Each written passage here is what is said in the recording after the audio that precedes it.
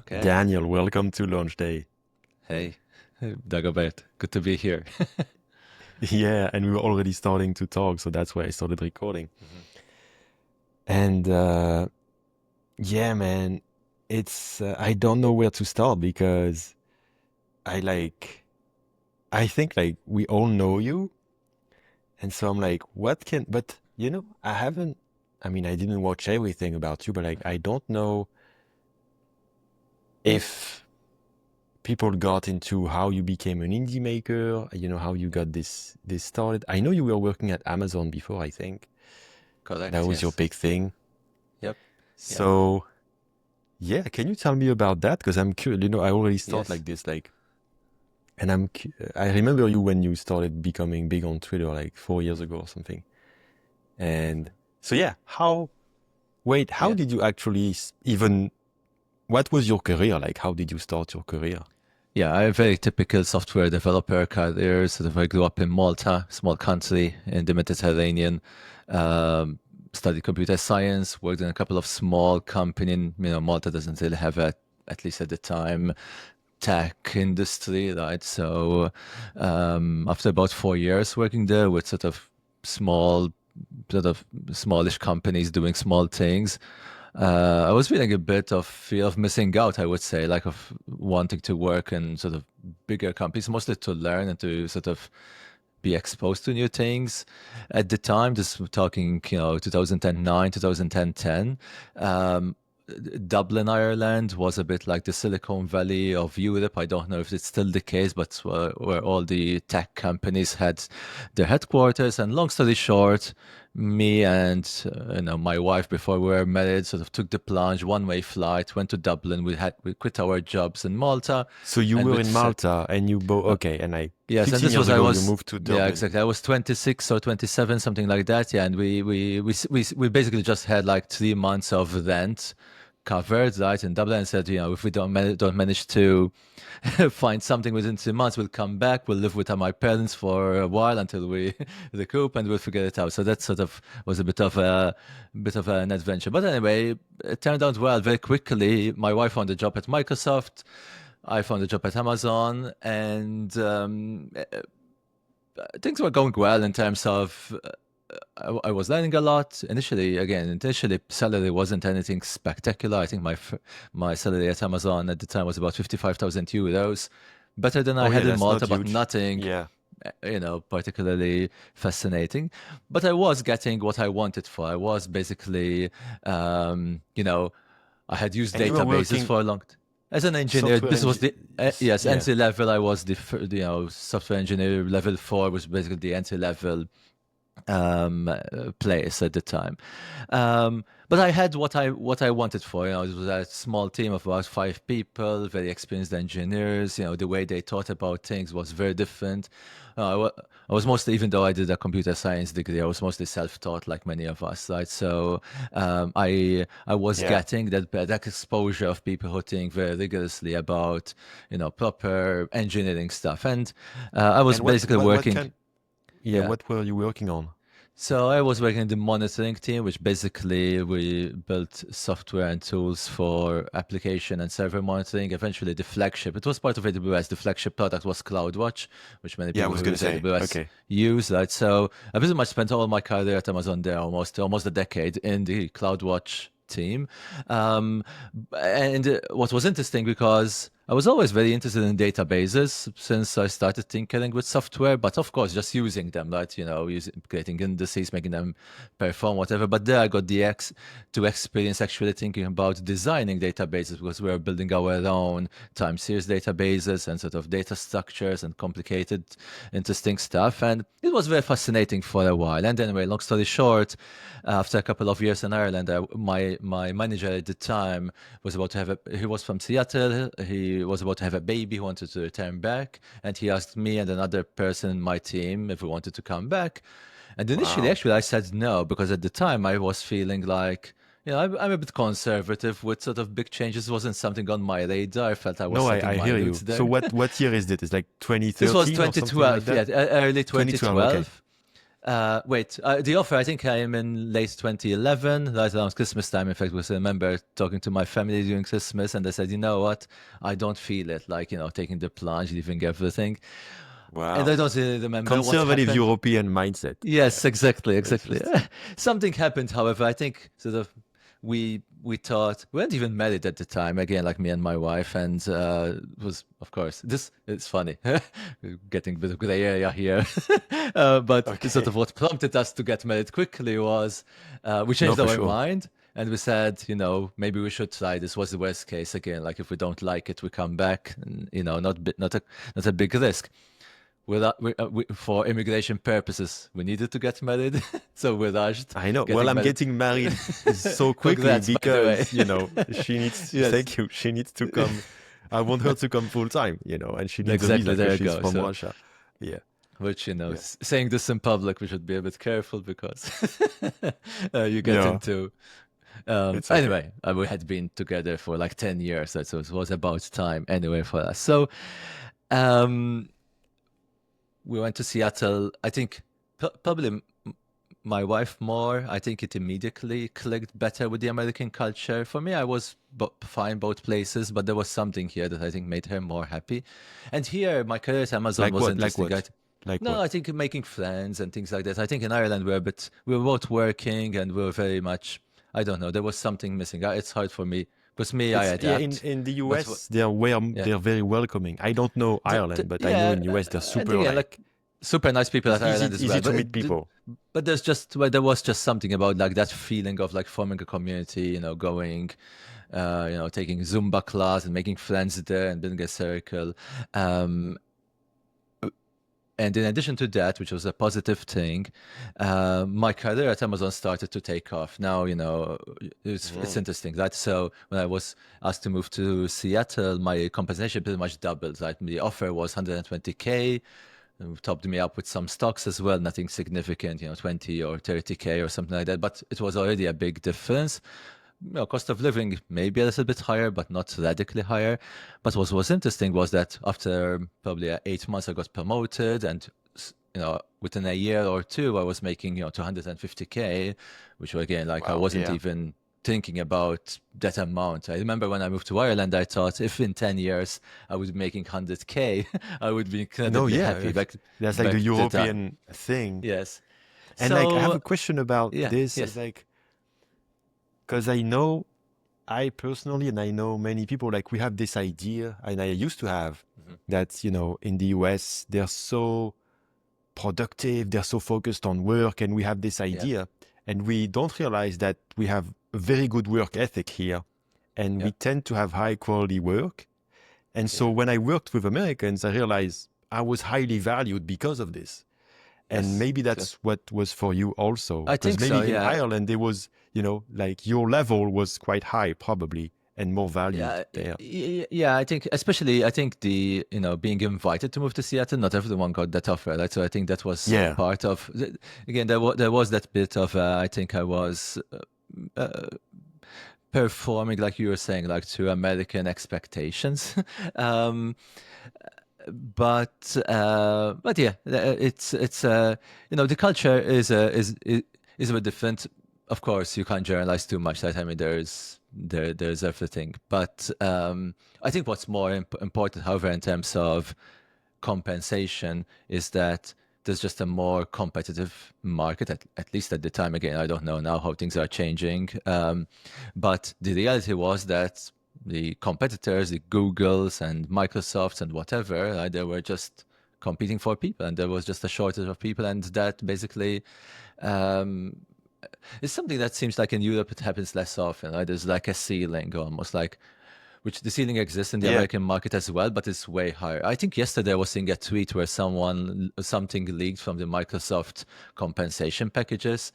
It was like it's quite incredible. Like you see the compensation for these just employees, right? It's not like owners going all the way up to 2 million a year. Of course, after like Wow. 20 years of But experience, still, so not immediate, yeah. but still, it's not something Yeah. I would In have even France, the expected. ceiling is going to be like 60, maybe 80 if you're Yeah. like, Exactly. Yes, yes, yes. yeah. That's how I. that's how I was brought up as well to sitting. So this was all surprising to me, and this actually I think confused me a little bit, like, because here what was happening in the meantime, there was starting to be quite strong diminishing returns on my own learnings. I learned a lot in the first couple of years, but then you Yeah. start to deal with the politics and, management and doing all the purposeless stuff. I was still learning a little bit, but not too much. And certainly my motivation to work was diminishing. But in the meantime, they were basically still dangling bags of money in front of me. And I think there was an interesting point where this was about 2015 or 2016, where I got a competing offer from Oracle, which Oracle had a bad reputation of being, one of the, less Old, desirable boring. employers, Yeah. old, boring, but Yeah. they were building their own cloud business, and they were basically hiring super, super aggressively, especially from AWS engineers. And long story short, to make it easy, there was a guy who I used to work with. He went to Oracle. He invited me for coffee, and I said, "You know what? I'm not really going to go to work at Oracle." But he said, "Look, let's just talk anyway. I'll tell you a little bit what I'm seeing here." And he told me, "Look, if you want, I can probably have my manager make you an offer without an interview. You don't even need an interview. We Yeah. know, we worked with you. I can vouch for you, whatever." And it basically was almost like hard to refuse, seeing what they want to offer me, right? With just saying yes, no need to prepare and whatever. And this guy, true to his word, I mean, we literally went to talk to his manager together, and he said, "Okay, by Monday I'll send you something." And at the time I was making about 240K at Amazon, and they made me an offer of 260K plus. You come to a new team, you lead your own Yeah. division Yeah. and whatever. It was Exciting. super Yeah. exciting. And on the spot, I said, "Yes, you know what? I'm a bit bored here. I'm coming." Yeah. And I went to my manager at Amazon and said, "Look, I'm leaving. This is what happened. They made me a really good offer. I want something new. I had been here 5 or 6 years, 5 years actually at the time." And then my manager told me, "Look, go home, think about what would make you stay, and come back to me with something. We'll try it. I'll bubble it up and we'll see what happens." And I didn't even think much about it, because I knew I was interviewing people at my level when I was there. And I knew that at that level, that I thought there was a hard ceiling of about 250K in compensation, Yeah. because we used to Okay. get So you. people asking for 280, and we said, "No, no, there's absolutely no way we can get you that much." So I thought there was not going to be any chance. My manager called me the next day at like 7 a.m. in the morning, and I asked me, "Hey, did you think about what would make you stay?" And on a whim, I said, "Look, if I were to get like a 6 month sabbatical and they would, you would match my offer, I would stay." Right? I thought, that would probably make me. And they said yes, believe it. Not only they matched it, but actually they beat it. They got to have 190K, and they s- gave me 4 months of So sabbatical they. instead of 6 months. So they give you And four yeah. months not paid, I guess, Not and no, then. paid. No, paid. So it was technically worded as a working sabbatical, but I could do whatever I wanted to. So I stayed Yeah. home. Okay. I was thinking with projects on my own, without going to the office, without reporting to anyone. Wow.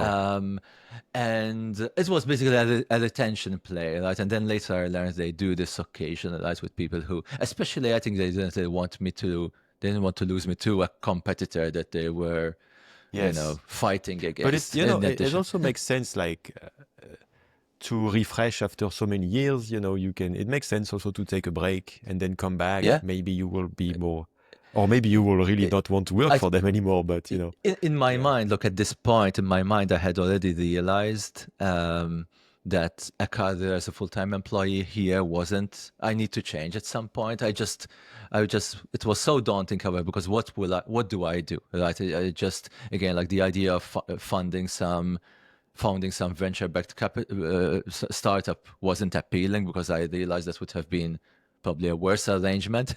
Basically, I was oh longing for yeah, independence. That was yeah, the thing, right? But I just didn't really know. So I was going to still autopilot mode, right? Trying to maximize my situation, but still not really optimistic about the future.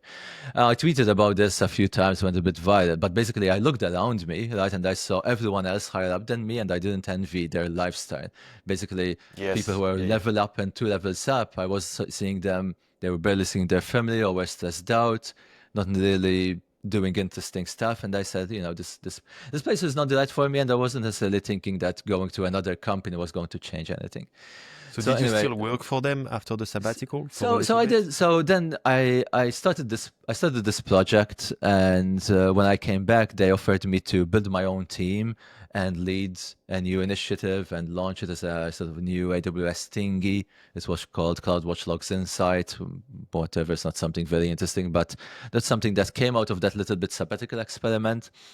And I felt a bit of an obligation. It's funny, right? I mean, psychologically, I felt like I didn't want to, get out of the sabbatical and immediately say, "Hey, I'm leaving now." After they Yeah, topped me yeah, up with for a bunch sure. of money, so I led this project initially, what happens with software. I thought it was going to take a year. You're familiar with this as well, Yes, for and it sure. ended Yeah. up taking three Yeah. years, almost 3 years Yeah. instead. Right? But at some point during this project, I thought, as soon as this thing is done, I'm leaving. Right? I felt like if I'm not leaving, then uh, I will never get another chance. And that's actually what And you were happened. like, And probably, maybe, did you have any burnout or something? Because it must be it, kind you of know, exhausting when you it lose the wasn't really motivation. burnout.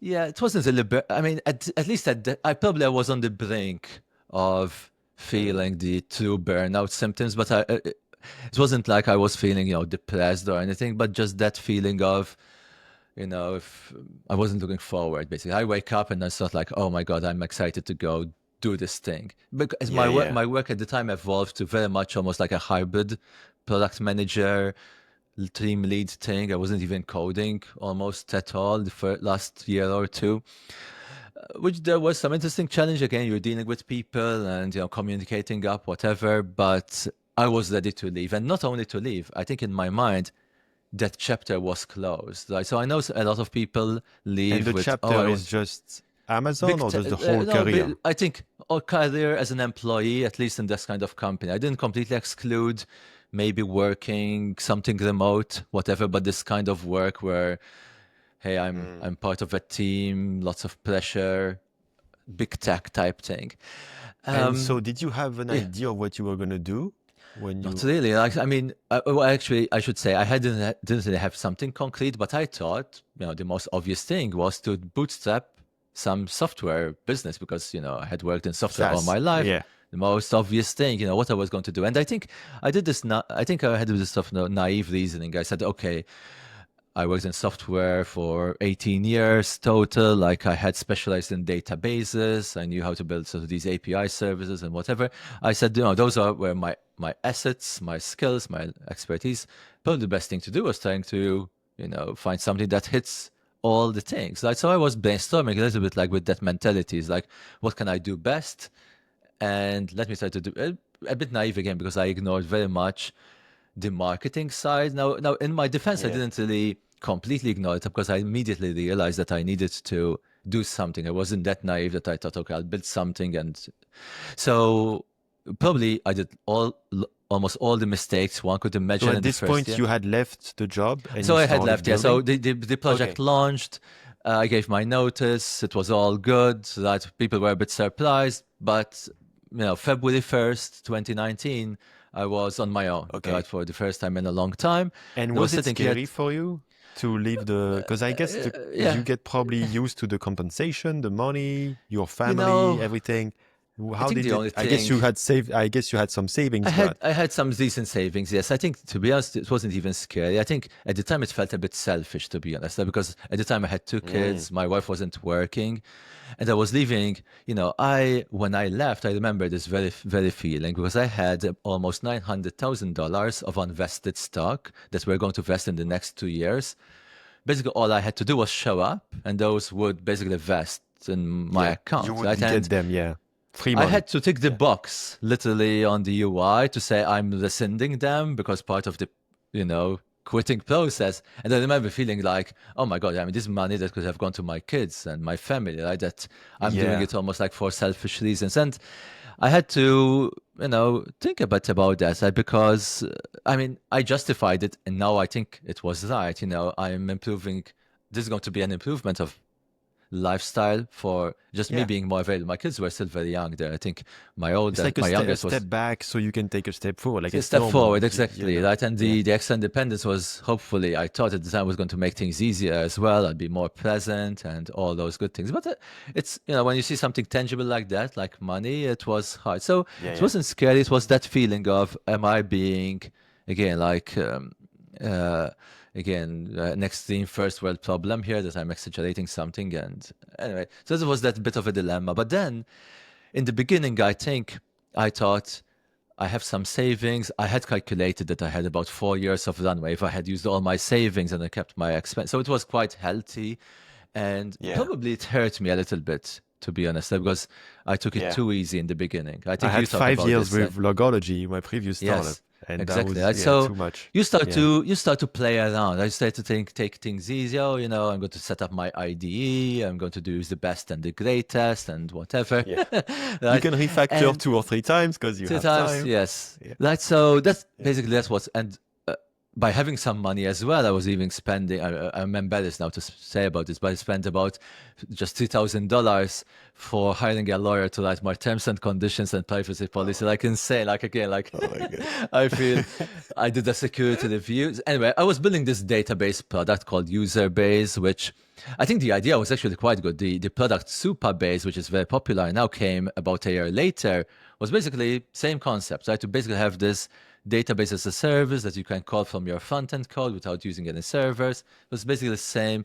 And I think a bit of my interesting feature was there was end-to-end encryption as well, which was quite fascinating. You have basically Yeah. data in a database where the data I is guess you saved. were coming from AWS with super enterprisey kind of needs, so that Yeah, was probably also. enterprise. And I thought, I felt at the time, and this was probably a bad read of the market, that was a lot of concerns. This was again early 2019, a lot of concerns about data privacy and the hackers as well. Now I probably think it was probably, of course, privacy concerns are still real, but probably like many things, that it's like one of those. Not everyone is super paranoid. That people are willing Yeah, yeah. to see now with AI. That we're sending them all our deep Yeah, nobody secrets, cares. Yeah, yeah, it's and fine. oh well, yeah, I wouldn't say nobody cares. Like, but the tolerance is probably much for. Yeah, If you're you're right. getting Yeah. something very valuable like you got with AI, people are much more tolerant. And anyway, I probably over-indexed too much on the end encryption side. Like Superbase didn't do that. So probably the only thing I did well at the time, however, because I'm doing all these mistakes, I hired someone to help me part-time and whatnot. I was building in And public, right? So I started my and Twitter and account, and just curious, and how yeah, did it feel to go back to building something after these no, it years was of super kind of like exhilarating. No, I was managing and enjoying it. politics? Yeah. Yeah. I was hooked, right? I was enjoying it. I was, like exhilarating and very fun. I really wanted, I wanted this to work, and I thought I was doing the right thing. And this was probably why I was doing, again, like these naive mistakes, because I was probably focusing too much on the product, not really Yeah. thinking You about were who's excited. going You to were yeah, pay. yeah. And I think I spent about 9 months building this thing, right? So, and initially, I thought basically at launch day didn't exist at the time, but everything went right. Like I was front page on Hacker News for almost half the day, number one on Awesome. Product Hunt for the day. I got a tweet that got like 500,000 views. It was even, I think, retweeted by Paul Graham of Y Combinator, or quote Wow. tweeted or something. There was a So lot of interesting everything discussion. you Everything that had I the could wind. wished for, Yeah. yeah, everything happened. And even in the, I mean, I got about 40 customers. This was, the pricing at the time was quite low, about $99 a year. So only a few, Yeah. 4,000 ARR, nothing crazy. Um, or something like that. But it was an interesting sign, but still not enough. It wasn't like it made $100,000 in a day, right? So the second day, it was a bit of a crisis of anxiety. I said, okay, everything went right, and still I only made like $4,000 Yeah. or whatever, right? And I thought, now I'm in a fork in the road. What do I do next? Because I realized that for this to be even more valuable, it needs even more features. And I could see myself spending, by the way, I had spent almost $100,000 as well out of my own pocket, right? To, again, I hired people, lots of silly things. So and I had wiped out probably a fourth of my runway, right? Just with the time that had passed and the Yeah. money that I spent. So I could see a fork in the road here. Do I do another push and maybe wipe out another quarter or more of my runway? And, but, what are the guarantees that this would And actually be maybe reach enough? like Maybe 8K the or okay, 10K a there's still year, not but this is still sufficient. very tiny. Yeah, like not sufficient. And I had there was a week, honestly, again, it wasn't like, so I think it was good anxiety, like the kind of anxiety that was literally keeping me up at night. Like I was just pacing around, Yeah. whatever, but I know, thinking yeah. like, what do I do? Like, because I was really enjoying this new lifestyle. I really didn't want to go back, right? And I think this was probably the fuel. I was again remembering all the nonsense and whatever I was doing before. And I had this epiphany that's almost like I became this is my cattle not pets saying, right? It's almost like this project, I had poured my energy into it and whatever, but I realized, you know what? I don't really care that much about it. What I care about more is my lifestyle. I just want to make money independently with my own projects, calling my own shots, deciding what to work on, what not to work on. And again, it's not, I was quite proud of what I had built, but I felt like the fruit vendor, right? I mean, you go to a fruit vendor that is selling fruit. The fruit vendor is not like, doesn't care whether he or she makes money from selling watermelon or bananas or Yeah. apples, whatever, I right? I see. mean, what they Yeah. care about is they have their own business and they react to the market. If people are asking for avocados and they're not carrying avocados, they get it. And I don't really know why that analogy stuck in my head, but I felt like, this is probably what I should be doing. And almost like as an exercise, I thought to myself, what if I try to do something that would make me $1,000 as soon as possible? This was, I think, beginning of October of 2019, and I said, what could I make that would make me $1,000 by the end of the month, right? Something like that. And initially, the only thing I could think of was doing some freelancing. Again, nothing very glamorous, not really Yeah. product-based stuff. But I thought, could I even do that? I didn't know that. I mean, could I sell myself? Um, and I started putting out a little bit. The first thing I did was I went to my LinkedIn connections and I started with letter A, and I was asking myself, okay, what does this person do? How do I know them? Could I be helpful to them? And Okay. I went to the whole list, and at the end, I found a couple of people who I knew they probably needed some programming help. And basically, my message was, "Hey, Dago, how are you doing? I'm doing some freelancing work. If you think I can take some things off your backlog, happy to help." And that line, I think, really worked. So I got, two or three small gigs of people who basically just told me, yes, we have these things that are incredibly boring. Nobody wants to do some Yeah. migration of like from Rails 4 to Rails 5 or Yeah. something Okay. annoying. There was a lot of cloud stuff, right? There were people were moving from Google Cloud to AWS or whatever. And I said, yes, leave it to me. And I was very disciplined. I didn't want to take too much of it still because I didn't want this to evolve into something that looked like a full-time job again. So Like an I was agency or only, something crazy like that. Yeah. You yeah, wanted to like I keep this wanted, lifestyle of independence. And when you start working for clients, yes, you kind of lose that. you Yeah. lose that exactly. Right? So I wanted this to be very much not even part time, like quarter time. I was thinking in my head, like not more than 10 hours a week, right, of doing this freelancing stuff because I still wanted to build my own things and whatnot. Yeah. But and this changed everything, I think, because this gave me the peace of mind.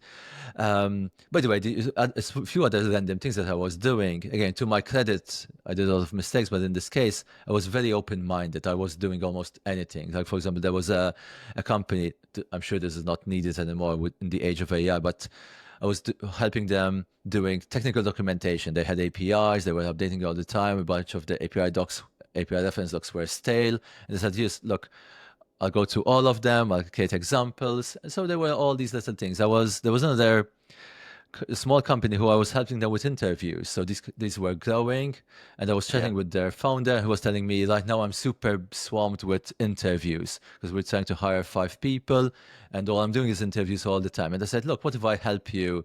Maybe I do the phone screen. He said, oh, that would help so much. And he was just sending me a couple a week of like why don't you do the phone screen with these guys and you give us the feedback? They were paying me, I don't know, like $75 or $100 per call. So it's And like all these 15 minutes things and were you speak to, you get on a Zoom with someone and you see if they're which was legit. more like 45 minutes or something like that. Like I was basically had a bit of a checklist of like things to ask them about, and I was forming the Mm, feedback. Again, not okay. something I was particularly enjoying or whatever, but it was something I had done this when I worked at Amazon. I did hundreds of these, Okay, yeah, so okay. So I you knew know how what to to do that. expect.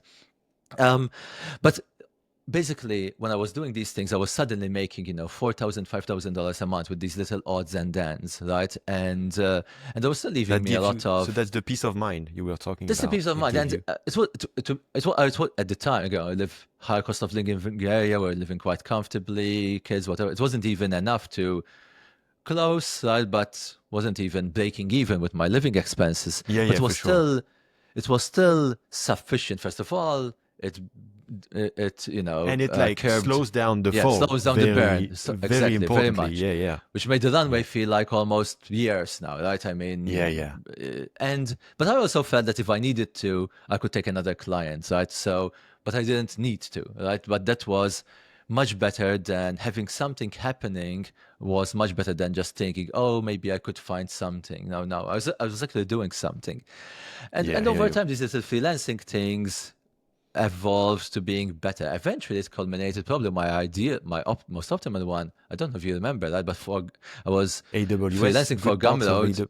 There Oh, was, For, oh no, no, freelancing for Gumroad, yeah. for Gumroad, yeah. So for Gumroad, for a couple of years, I was doing that like quarter time. We called it PMing, right? Which was pretty much weekend type work, right? Which just very asynchronous on a product that I really enjoyed. And it's funny, right? Because then, I mean, Gomez ended up being a big part of my life. Maybe we can talk about it Yeah, yeah, later. no, for But sure. it Yeah, we're gonna started, talk about it. it started, Yeah, yeah. it started like So this, that which was is one of these guys, like you where you had Sahil like that. You just had yeah. him I on mean, LinkedIn Sahil. and It's you. funny. So a little bit before that, when I was in this mode of like the food vendor approach, I was thinking, what do I have in me that I could just try to monetize? Little things.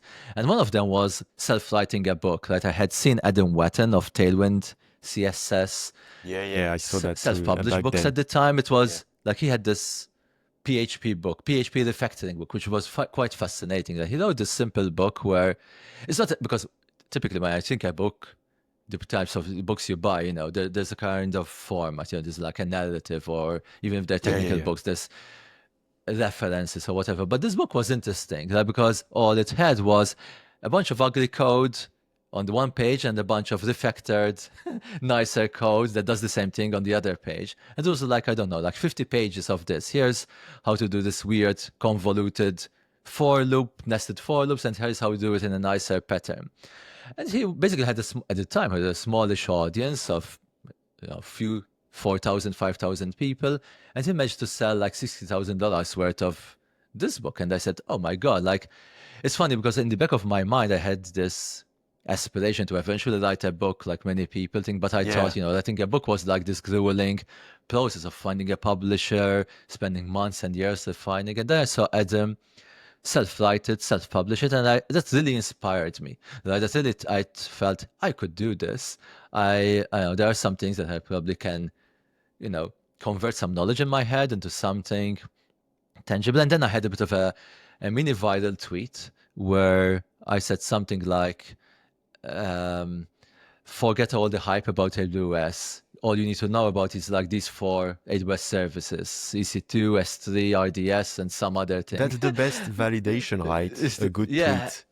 You know, when and you get a tweet and you don't expect anything, like my yes, wedding suit thing, it comes from a exactly. tweet.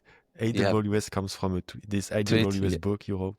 It's It's cool. fascinating, right? And I remember Launch it day wasn't comes even from the launch day is from a tweet. yeah Sorry for from that. a Yeah. tweet. Yeah, no, it's exactly. It wasn't even the likes and the tweets. It was more the questions, right? Because people were coming to me and asking me, "Hey, should I use RDS or DynamoDB? Should I use SQS or this thing?" And I was Mm. thinking, "Oh my God, these people, they could go to anyone. They come to me." And it wasn't like a million people, but I had a handful of people, and I thought, "Wow, that's interesting." And that, in addition to seeing the Adam Wetton story, made me think, you know what? Why don't I time box a month at the time, I Wait, said, and wait, I I'm tried sorry. to Which story? Which story you said? I didn't catch the that. Adam Wetton book, Oh, the guy self-publishing from book, Tailwind. Yeah, the okay. guy I from forgot Tailwind. his name. Yes. Yeah, okay. So those things happened at the same time after that. I got inspired by that tweet. I saw his story, and anyway, I wrote this book, right? And I published it, and it did really well. Again, I think part luck, part I executed well. I think part luck because I was probably expecting to make maybe $5,000. That was my expectation. It ended up Hmm. making over $100,000 in the first Yeah. few months. And I think the luck there, for some reason, I got quite some very high quality endorsements. Some people who I wasn't even following, they weren't even on my radar, happened to see it, and there were some good reviews. And you know how things snowball sometimes. And then you retweet their It was also like testimonials. the kind of like golden age of Twitter that was happening at this Probably, time. yeah. There was a Yeah, lot like there was a lot it was of kind of those, like mm, yeah, people. I don't even know how to explain it. Maybe it's not even reproducible today. These things change. There was something probably culturally. I think it was also a bit new, right, for someone to self-publish something, and um, yeah. this also comes at I had been almost 10 months building in public and sharing with no strings attached, like you have done a lot. Like, I mean, not asking anything, I didn't sell anything. So you had started to build that goodwill. In fact, it was fascinating. I tweeted about this recently. I think I quote tweeted you, where a few people were telling me, I bought your book even though I care nothing about AWS. I just want to say Yeah. thank you because Yeah. 6 months ago you answered a question when I asked you about incorporating an LLC or opening a business bank account, whatever. And they told me you were very generous. And that initially I didn't like it. I thought, oh, well, I should probably refund you. Yeah, Why? yeah, yeah. But then I started to realize this is actually a thank you economy. Maybe it's a little bit like what you're describing. Like there's people like to I support each started other. to embrace it. It took Yeah, it's hard for me to accept it. It's very hard for me yeah. to it doesn't make sense to me. And I feel guilty, like some like, no, I shouldn't accept it, you know. It's And I should say but probably that I was tweeting about I need to pay for yeah, my wedding in 3 months and I'm broke, but yes, I'm gonna make it. And you yeah, offered to lend me $4,000 with no string yeah, attached, which I accepted, and you gave it to me. So thank you so much for that. yeah, And that was my first yeah, like accepting that. yeah, Really, that was that. That was really yeah, accepting it. It was like very recently, like 3 weeks ago or something. yeah, And then there was this thing with the suit that started as a joke, and then I took it seriously because I saw people wanted to, like most people, they didn't even want to be on the suit. They just wanted to give me yeah, money for my wedding. yeah, But I also wanted to give back, so the suit became an experiment to like yeah. have Put. all of this community Mhm, with me, like in a mhm, beautiful way. Like I hired a yeah, stylist and everything. I'm doing it really cool mhm, because I want to make something beautiful, and and it's what you said, like. I'm still like not wanting to lean on that 100%. Like just like you post shit and just people content. send you Yeah, free money. I don't know. I mhm, don't feel amazing, yeah, but they can still push you for everything that you're doing.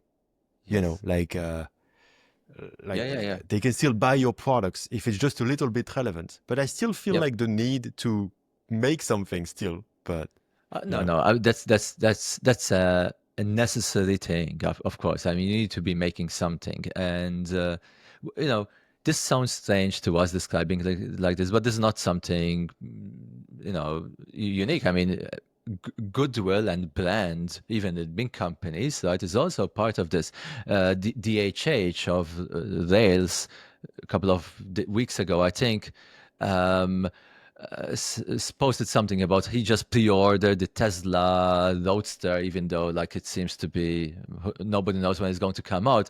Almost like as a thank you to Elon Musk, right? For yeah, because he was wrong. He misjudged him and he he was misjudged him, apologizing. and Yeah, it's almost like I want to support his mission, and this is my way of doing it. It's a little bit the same, and even Amazon, like Amazon, for example, had a reputation of course, these big faceless megacorps. Usually, there isn't much of this, but even with Apple, right? I mean, Apple as a brand, there's like this loyalty that they served me well, they had me. Maybe now it's changing again, like many companies, yeah. things But turn this around. loyalty is still so It, strong, because my we parents, feel for this. example, But Yeah, yeah, like they return something to Amazon, they just accept it, no questions asked. And for them, it's so incredible. Oh, this is amazing. I want to buy everything from them, right? And that's a bit like that, right? It's part of the same way, part of the same thing.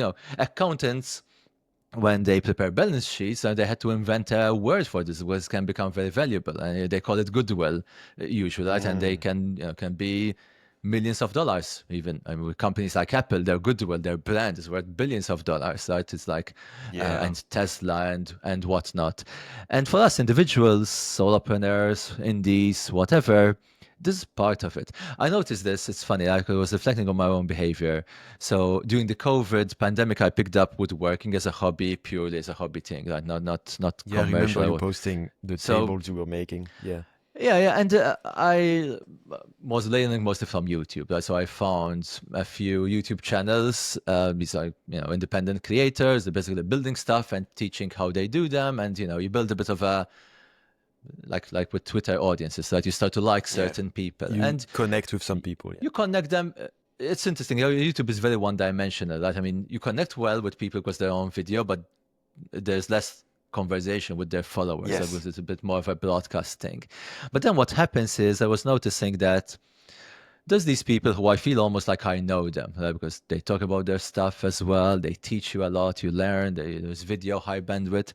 And then the way I was almost like paying them back was sometimes, for example, they have like affiliate links in their YouTube video description. They're using a tool, and I yeah, know I want to buy the same tool.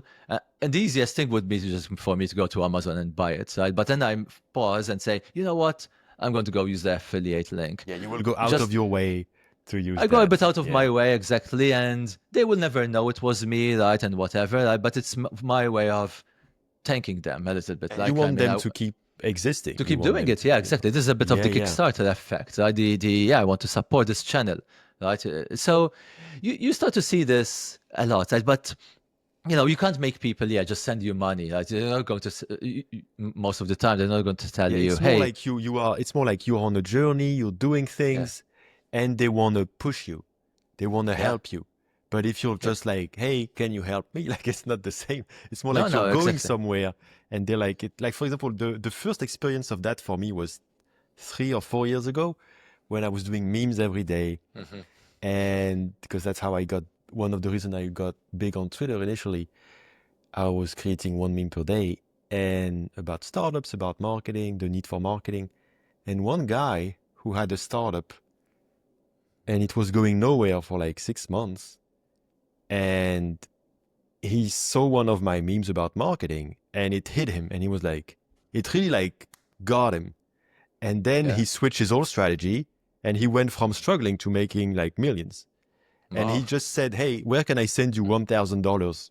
You know. There you go. Wow. And I said, what? Okay. And Yes. so I gave him my Bitcoin because I was Yes. into that, Yeah. and Yeah. he Yeah. just Yeah. sent me $1,000 in Bitcoin. Yes. And, that It's was, fascinating. So here's my lesson from these stories. That is that it's quite rare to have someone tell you, "Hey, give me your PayPal or your Bitcoin, whatever, for me to send you $1,000." But if you have something slightly relevant, like you said, right? If you have a small product courses, or course yeah, or a products. tool or whatever, right? Or a newsletter or a subscription button, or even a SaaS, right? I mean, I buy things from other indie makers.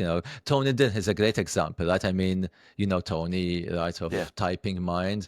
Um, I think I bought everything that he's ever done. Mm. Same reason. Some of them I use when he had Black Magic, for example, Twitter. I used it a Yeah, lot. No, I no, used that that too for a long time. Yeah. for a long Yeah. time, the screenshotting tool is still installed. I still use it very often. Typing mine, I never really got into it for some reason. I don't know. I like default to the native AI Yeah, me too. apps. Yeah.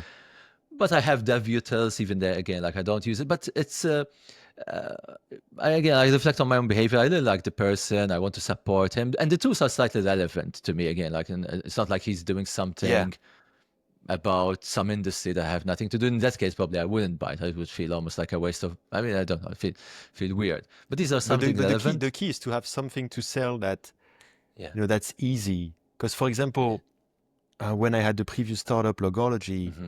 it didn't make Yes. sense for people to buy a logo if they didn't need it. exactly. So if Yeah. they had no other way to support me, they couldn't. Yes.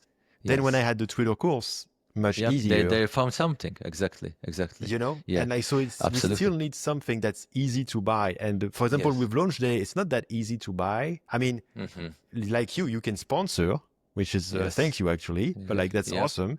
That's one way Yeah. to support. But you know, that's cool what Yeah. you're saying because I'm like, okay, I need more small, like $30. Yeah.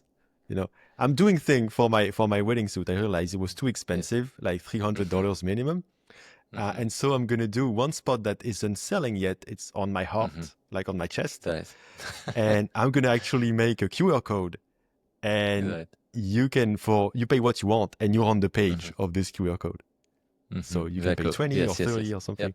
I think that's gonna Mm-hmm. be an easy entry Mm-hmm. point that can be cool. Mm-hmm. Just an idea, like No, no, very good. yeah, And I think, the answer to this is diversification, right? I mean, I became, again, like this food vendor idea, right? You might have things that are selling a lot, but maybe you make little profit. There might be other things that sell less frequently, but they have maybe better margins and things like that. I think yeah, it's yeah, important for us to take this attitude of you might still have the harder sells that you need to find people in the right time that they're launching a product or whatever. But I yeah, think it helps a lot to have in your portfolio, right? Things that because there's like funnel dynamics again, especially when you're getting customers from your own audiences, right? There's this whole spectrum of people who maybe someone who just followed you yesterday, who never knew who you were, but until yesterday, they're going to be a very different phase than someone who's been following you for 5 years and you've yeah, connected and you talked and you DM'd. And there's all the spectrum in between, right? So it's unlikely that someone is going to discover Dagobert today and immediately jump on sponsoring launch yeah, day or launching there. They might need some more, but they might sign up for a newsletter or maybe go to do something free or buy a $5 product or whatnot. It helps a lot, I think. And you see this. I don't know, I want maybe to stretch this analogy too much, but even like with celebrities, for example, or sports or athletes or whatever, right? You see, I'm a big Formula One fan, right? I mean, Formula One drivers, of course, make a lot of money from their teams, but there's like merchandises and sponsored events and whatnot. Like it's like the whole business is diversified around from selling, $20 caps to, thousands of dollars for tickets at the VIP, events yeah, yeah, yeah, to VIPs and all this sort of structure. There's almost something for everything. Even if you want to go watch a Formula One race, you have the general admissions with $100, and grandstand seats at 1,000 and VIPs at 10,000, and you find something for everyone. And I think it's good if the indies start to embrace this, because of course there's many examples of people who did one thing Wait, and it worked well. I want to Yeah. branch out. Mhm. Did you like the movie? Yes. Because I know I you're big did, I into did, I Formula did. One. Yes, I You did. liked it? It was a typical feel-good movie. You didn't watch Yeah, it yet? Yeah, yeah. Oh, you did. I liked it. I liked it a bit Yeah. less than Top Gun Then you Maverick, which was from the maybe same two. guy. Yes, my kids I said the think it same was a thing little actually. bit Yeah, too, yeah. I was gonna say too American, too Maybe. Yeah, yeah. too simple. But it was Yes. really good. It was really good. Yeah. Yeah, It's it's that really kind. good. I like this art form of you take something like Top Gun, planes or cars, and you build a bit Yeah, of a story around it. But I'm enjoying these sort of feel-good movies, happy ending. yeah. Maybe it was a bit too light, at least for At my some kids. point, I'm not Yeah, gonna spoil, but you think that yeah. one of the guy is dying because there's an accident. Me too. Yes, yes. And I But they almost don't. Yeah, wish he did. I'm like, yeah. that would have been more interesting story. But More anyway, dramatic. Yes, yes. It's okay, funny. It's like Top Gun 1 yeah, versus Top Gun 2. Actually, we were just discussing this with my kids because in Top Gun 1, there is the guy dying, right? His body, and the story is yeah, mostly about that. But in Top Gun 2, it was more just happy ending, just yeah. That's tensions. always And like then, this now. Yeah, yeah, yeah. But no, it was good. I it's really enjoyed good. it. Yeah, but a bit um, sad though but that mm, movies now. I feel like the bar. I'm sorry, I'm just completely branching, but like the bar for movies is lower now. So I think like yeah, there's less. I I think think what's this happening. movie would have been Yeah, less exciting, yeah, 20 years ago. I mean, except the technical part. yeah. But now we're like used to like this kind of shit. I think I think there's an interesting theme here, which actually might be related to what we're discussing. This is related, in my opinion, to why almost all websites look the same and why all houses almost look the same and all cars look the same and whatnot. It's like there's so much uncertainty in business, right? Where it's like, what do users and customers really, really want? And once you start to see something that's working, companies and businesses start to double down on the same thing, right? So if they start to Yeah. see, cars that are in this boxy shape selling more, everyone starts doing the same thing. And if houses here in America are like it's very typical, they're all the same shade of gray on the inside, on the same shade on the outside, they're all the same. Like it's very hard to find, it's like very neutral, right? And I think Hollywood, though, it is actually a very interesting, very rigorous book written about 20 years ago called The Hollywood Economics by a guy, Art Devaney, PhD economics, very Oh interesting yeah, I know this person. guy. Yeah. Yeah, he's very much into health and fitness as well. He was like paleo, so it's funny he branched into Oh yeah, another yeah, field this of guy I science. see. Oh, That I guy, know yes. someone who knows him. Yeah, okay, whatever. Yes, Yeah. yes, Art Devaney. I don't know if he's still alive. He must be probably in his 90s now. He was a super fit guy, even like in his 80s, like ribbed Yeah, yeah, yeah. six pack, very fascinating individual.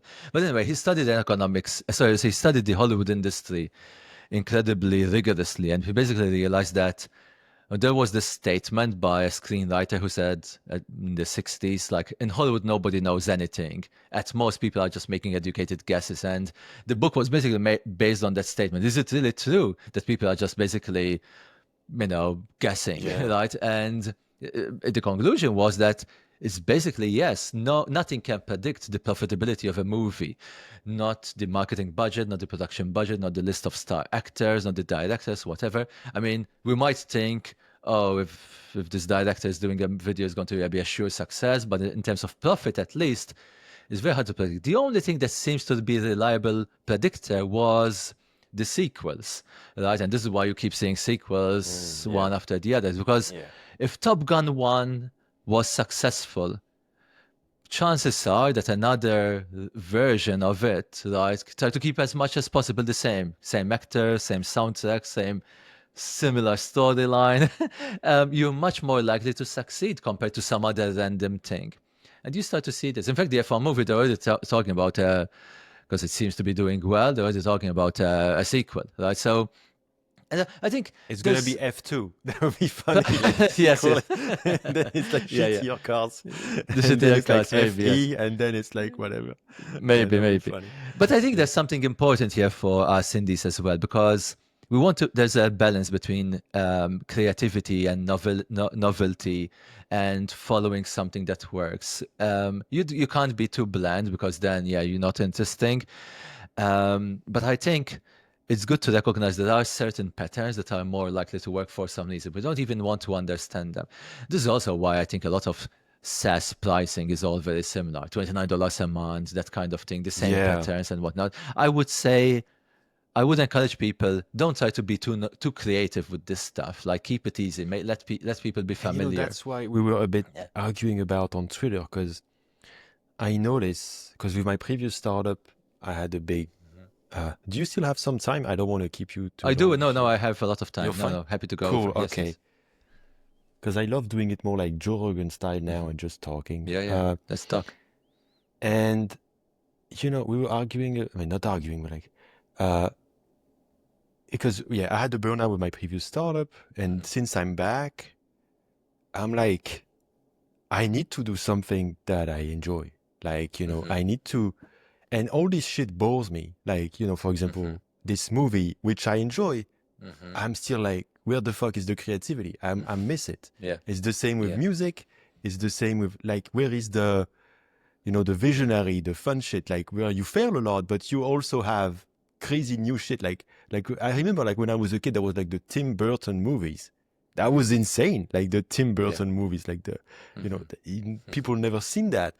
Now you don't have anything like that. And it's the same with products, I feel, because the way I see it, I know what I'm saying is the opposite of what you should be doing. I know you shouldn't see it like way, but I see it a bit as like an art. And I know it's not good for business. I'm aware of this, but I'm seeing also for me, if I don't have this, and I know it's like that for a lot of people. Like people are not just like perfectionist for the sake of perfectionism. It's because there's also this desire to make something. There's like this creativity drive. You want to create Yes. something. It's not just like Yeah. entrepreneurship. I guess you have a spectrum also between pure entrepreneurship and pure art, and you can be in between. And I'm, very much in between. And, you know, and for launch day, that's what I was doing. I was spending, there was other reasons I didn't launch. I was still struggling with kind of like my burnout, recovering and everything. But there was also this thing of like, I don't give a shit of making another product hunt. It has no interest to me, no value. And so I had to think for quite a bit of like, how do I make something different? And I'm not saying it's like a huge success or anything, but at least I have a proposition. And now people can give a shit about it or not, but like it's something. Yeah. And I want to do this. Now, at the same time, I really don't think yet I can make a lot of money with it. I don't think so. That's kind of depressing to me. But at the same time, I have this. So now I'm starting to think, okay, maybe I can find another way to make money. But anyway, but like there's this thing of like, man, it has so much, I don't know, like it's good for me to have done this. I feel like I have some purpose, Yes. I don't want to talk too much because I'm curious to hear your feedback on that. No, But, very interesting. you know, Look, I really believe nowadays that it's very, you get a big advantage if you know yourself well. That, I think this is something that I think age helps you with, but I think you also need to be, retrospective and thinking about what you like and what sort of, what gives you energy and whatnot. yeah, And I think it's very important to recognize what it is and be honest with yourself, because sometimes we fool ourselves. Oh, this is really what I want, but it's not really true. And yeah, I think, generally speaking, I default to, I would be more inclined to follow, like doing the things that I give me energy, I'm passionate about, and so on and so forth. And you know, of course, you can't be too naive, and I think the realities of things, then lets you balance things out. You can continue to. It's like perfectionism, but if you don't want to launch something at some point, you need to draw the line and launch it. I think you described it well. It's probably entrepreneurship. Yeah, there's like the strategy part, which is a bit more of like playing chess or poker, like you're just seeing the opportunities and you're placing bets and whatever. And then there's the artistic and creative part, which you can express in the product, you can express in the marketing side as well, and sort of how you promote things and in many different ways. yeah, Um, and maybe you can express, which it's a little bit probably how I'm feeling. I feel like right now in this phase of my life, I'm seeing the entrepreneurship side more strategic again, like placing bets and yeah, the pure definition of entrepreneurship. I think is like using your resources, which is your time and money and assets, to place them strategically in a way that can return the best return on investment. Where I think I'm expressing more my creative side with hobbies, essentially unrelated to my business. I'm almost all my spare time. I'm thinking around the house. I mean, I like a lot interior design and the modeling and building yeah. Okay. stuff physically. And this is in this phase of my life. Maybe it'll change over time. But I'm basically getting much more. It's funny, right? I mean, because I've been fascinated by software and computers and things forever, basically, since I was a kid. But now, if I make a desk and I made this whole office where I'm in, right? I mean, I built it from the studs up. Every time I open the door and go into it, there's just some feeling. Oh my! I built this thing. I'm going Can you? inside it. Is there any way for you to show us, Unfortunately, or not is it really, gonna because my be camera is fixed. But there's nothing really much. I mean, it's a very small okay? box. I mean, not really anything. But it's still, No, but still, um, it's your box that you made, it's my and box it's cool exactly, right? box. And every little detail, like the siding, the door, like I chose it. I thought about it. Why should it be? Should the door be this way? Should it open that way? Should it be And you were this looking big? Should it super be deeply into the wood and the wood quality. I remember exactly. I something. tell and there was, but I built this in my garage. So I have a three-car garage, and I took a part of it. It's funny, like, because I have a Mm. three-bedroom house, and I have three kids, and So we three have guests cars, sometimes. the So American way. Yeah, three yes, yeah, rooms, the three American cars, guests. But three basically, rooms, I used to. three bathrooms, three cars. Yeah. Okay. Yes, but at one point, I basically got kicked out of my house because I had an office in one of the bedrooms, and I basically got pushed out. There was no space for me, so I needed to Okay. make something. But anyway, what I'm saying is like I'm finding much more satisfaction now with doing something like this rather than pixel perfecting, say, a landing page or whatever. I still find Yeah, yeah. I still find joy there, but again, like opportunity cost. Like if I had infinite time, I would do everything to the max, in every dimension. So I think I would encourage people to try to discover what really drives them, right? If you really, you really get the satisfaction of like pixel perfect landing pages and Yeah. whatever, I would say use that to your advantage. I think it will translate to others. There are a lot of, we talked about Tailwind, the Adam Wetton guy. I think, I don't know Yeah, if he he used that to agrees. the max. Yeah, he To measure to capitalized the to max, that. like it's like this Yeah. obsession, even with like the Tailwind class names and whatever. You can see the thoughtfulness, right? Of like, why did Yeah, he yeah. choose MB for instead of like, because what he did wasn't that novel, right? I mean, these sort of No. CSS frame, Bootstrap and But other he things were already basically similar. rewrote CSS now. It's like the new Here, CSS, basically, basically. no Yeah. CSS exactly.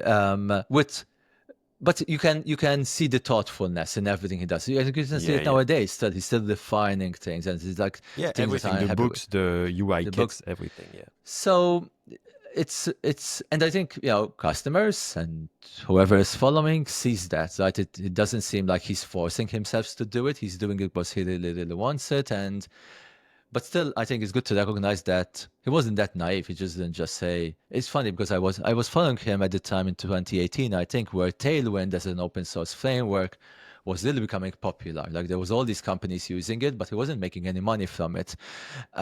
Just open source, and he was building in public and reasoning in public and thinking like, how can I make money out of this thing? Typical open source business models are very difficult or very Yeah. enterprisey, paid support and different licenses and whatever. He was And then reluctant you to have do to that. hire a shit ton of people. Like it's a Hire completely and different support game. and whatever. Yeah. I think he started to realize that wasn't in his wheelhouse. So it wasn't something he was like neither interested nor probably experienced to do. And then he stumbled on this Teams business, right? And basically, I'm paraphrasing a little bit because from memory, but he realized, people are paying $200 to basically buy a bunch of WordPress themes or Yeah. things like that. And sort of that, I think evolved to what if this becomes like a monetization play for Tailwind, where we have like these components and people buy them for $200 and whatever. And it's fascinating to see how then when he had this artistic side, but he still needed to be then a bit strategic, right, with how he places his moves in terms of how to make Yeah. money out of this thing. I think before Tailwind, Yeah. or at the same time, there was a book he made, like Design, about to factoring design. UI, which made really, Yeah. really well. Yeah. Yeah. So I think the last public update that he posted on Twitter was like $4 million. So can you imagine like a Yeah. Yeah. PDF? It's quite incredible, right, when you think about it. And I And wanted to talk about that earlier. It's funny yeah, how, you talk about normal books, and yeah, a normal book is going to be maximum, at least in France, like yeah, 30 euros. yes, But now we're all selling PDFs for 100, 200. yeah, I think it's an interesting thing. Like when you make yeah. something so precise, Hmm. like I just find it interesting that people don't mind paying so Yeah. much for a PDF, Hmm. but you wouldn't buy a book for like 50 euros in the store, like a normal. Yes. And I don't actually know why, but I noticed that, that's just interesting to me. Actually, I think the answer to that was, um, I might be mistaken, but I think he still had a base version of it that was something like that, 39 or something like that, in terms of the refactoring UI book. I don't know Let if me it's still check. that's I'm gonna do refactoring. it Yeah, Joe Rogan I'm good. style and share my screen. Wait, And let me share do your that. screen. There you go. Let's do it. Let's do it. Yeah. Let me do it. I think. Okay, share. Let's see. Pricing. Wait, let me do that. I'm sharing mine. Yeah, I see. Okay, refactoring UI. Yep. Make your IDs awesome without a designer. Very good. Where's the pricing? Value prop.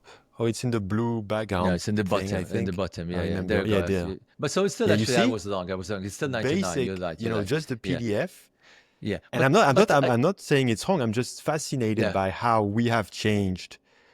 The anchor, right? Yeah. This To economy has changed. Like mm, this info product economy yeah. is completely different pricing, and it's Yes, yes, okay. I yes. guess it's because it's more like it's sort of B2B because it's like professional. but Probably, yes, probably. I would still advise caution to people doing something like this because I think these anchors are real, right? Um, I think you might be onto something. Maybe it's a bit more B2B. I think it's also, we can't forget all the goodwill that Adam had accumulated over the years. And I think also he broke the anchor. But, for example, he had the bullet point includes 3 videos and whatever. Like there's a no, bit yeah, of like, this you doesn't can feel like a boost it a little book. bit. But yeah, Yeah, like yeah, it's like, that's the point. It doesn't feel like a book, maybe. Yeah, no, it doesn't feel exactly like a book, but it's more of a, even the fact that it has that type of landing page, it almost feels like a different kind of product. So I would advise caution because I think it's helpful to recognize where the anchor points are. This is the famous iPhone app what do you challenge, mean? right? What do you No, mean like anchor point? no. So there's like price anchors. Like let's say you want to sell an iPhone app, right? On the App Store, it's very hard, like to sell something for, probably more than $10. I mean, it's very Yeah, rare to see something. This was intentional, I believe, right? I mean, there's like Apple when they started the App Store, they encouraged or almost forced developers to price apps low, 99 cents, 1.99, that kind of thing, because they felt that was the best way to boost the economy. There was a famous lawsuit when Steve Jobs was still alive between Apple and Amazon about ebooks when ebooks were becoming a thing. I think in yeah. 2010 or so, Bezos I think wanted to price them at 9.99, and Steve Jobs wanted to price ebooks at 12.99 because at the time nobody knew what should be the price of an ebook, like a Yeah. book without a physical cost. I mean, you're not shipping anything or printing pages. Should it be 99 cents? Should it be $1? Should it be the same price? And they had this opportunity, which I think both felt like this is the time to set the anchors. Like, should we make people feel is the appropriate price for a book? Mm. And Bezos had this famous quote where he says, we're not just competing with other books, we're competing with Netflix and with people browsing the internet and whatever. We need to price low, otherwise we're going to lose. And anyway, Jobs believed that there needs to be a big fat margin. So anyway, and I think Yeah. Apple lost. It was a bit of a price fixing scandal at the time, but I forget the details. But anyway, what I'm saying is like it's good to recognize like the Tailwind story again. I think was interesting because Adam noticed that people were paying about $100 to download WordPress themes. Now again, like in pure economic theory, like what should the price of a WordPress theme be? Like who knows? It's not like there's no real cost. Like I mean, Yeah. it's just a piece of software. But money was changing hands at that price. So instead of trying to examine why or what not, let's try to stay the same. Because he could have gone. I mean, what was interesting for Taylor was should it be a subscription pricing? Right? Should it be Mm. $99 a year? This was it had lots of podcasts about it, and he keeps reiterating that he's pretty convinced that they would probably made less money if they did some form of recurring. Of course, it's hard to prove. This is a bit like with me But with the small bus community as I well. think Like it it's was the because same. there Yeah. there was also a huge obsession with recurring. Like, Yeah. now Yeah. it's a It's bit too. less. Yeah. There was this Yeah. obsession with like we need to It, be recurring. But yeah. some products it just doesn't make sense. Like why would you be, and it Yeah. needs to be like people are not gonna buy any bullshit, like any recurring if it doesn't make sense. There's no reason. If you can get all the assets in one go, they're like you're not gonna buy your course at $9 Yes. a month if it's just a course, you watch Yeah, yeah. once. Almost nobody like him. Before we talked about like this easy to sell product, the impulse buy product. It's almost never happens with a recurring product. Right? I mean, Yeah. it's very hard to impulse buy a I see it subscription. with launch day because with launch day, Yeah. my strategy is Yeah. like my angle is I want to get people sales. It's not my Yes. main thing. It's Uh-huh. mostly community, but like I know how to get sales, so I'm trying. And I notice when people so the first launch date was really bad in terms of sales, but then I started doing, okay, 48 hours to get the deals, and even the discount expire after 48 hours. And I notice people who give lifetime deals, not just like 9 a month instead of 20 a month, people who give a lifetime deal, they have the most sales, Yeah. because it's Yeah. like, it's very effective. That's probably why AppSumo only does that and is still Yeah. successful. Um, and This is yes, good. there's this. Yeah, go ahead. No, no, this is very good observations. And in fact, I would encourage people to think, marketing, when you think about it, it's it's all human. It's basically all human psychology, right? It's like trying to recognize what motivates people, what creates a sense of urgency, what makes something valuable. And it's funny for many of us, like who started in computers, it's a very different thing, right? Because when you're trying to convince a computer to do something, which is basically what software programming is, right? I mean, you want the computer to do something, it's a very different world, because there, like, it's logic and math and bits, right? I mean, one way or another, you're going to find a way to do it, right? And you keep peeling the onion and you get there. But with humans, it's just this cloud of like nobody knows. Again, like the Hollywood economics phrase, nobody knows anything. Yes. This is again like in And it's hindsight to like, and bring. it's a human is also a Yeah, part of other humans, and exactly. Like, everything, that's why it's a you complex know, system. it's like the Absolutely. And weather. It's like the weather. You cannot predict perfect the weather, example. Perfect you example. know. This is again like from my F1 sort of interest. Weather during the F1 race is a big deal because if if you can time the change of wet and whatever, and these The teams with tires like and everything. billion-dollar Yeah. budgets, they just still have no clue when is it going to rain in the next 2 minutes in this spot. Like we're not trying to predict You the cannot weather be sure. of next Yeah. week, and these guys like put helicopters and drones and have people, and at the end of the day, it's like when it starts falling, that's when we know. Yeah, you're just like this. Yeah. But it's Yeah, like you yeah. said, like this is a field of science called complexity systems. That's where Yeah. computers, believe it or not, even though we think computers are complicated, they're not in that field. Biology is in that field, markets, the economy is in that field, the weather Yeah. is in that field, Yeah. but computers and rockets and physics and this stuff, they're relatively simpler because we can Yeah. reason about them. There's not all these complex interactions that are Interactions again changing. with Yeah. marketing. Yeah, Yeah. there's like this snowball effect. This is like this famous saying from thousands of years ago. The success brings with it more success, right? Because Yeah. you get some testimonial. It encourages more sales, right? It creates more FOMO and whatnot, and you could have all the data, all the advantages. You can do all the things right, and if you don't get that whatever thing that nobody knows what it is. And this, I think, to me, makes it this realization makes it um, sort of allows me to attach less feelings to the projects in terms of their outcomes. I still want to be proud of what I'm doing, right? I mean, that's for me, right? I don't want to feel, I want to have a narrative that I'm proud of. I'm doing my best shot with the resources and Mhm. time limits that I have. But if something doesn't work or doesn't work as expected, it's just one of these things that is Yeah.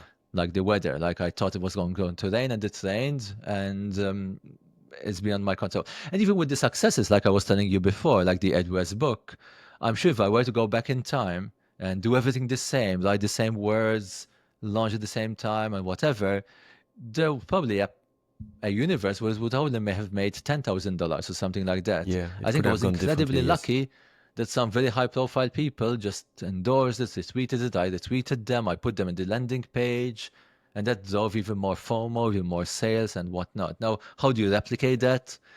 I don't There's know, something. right?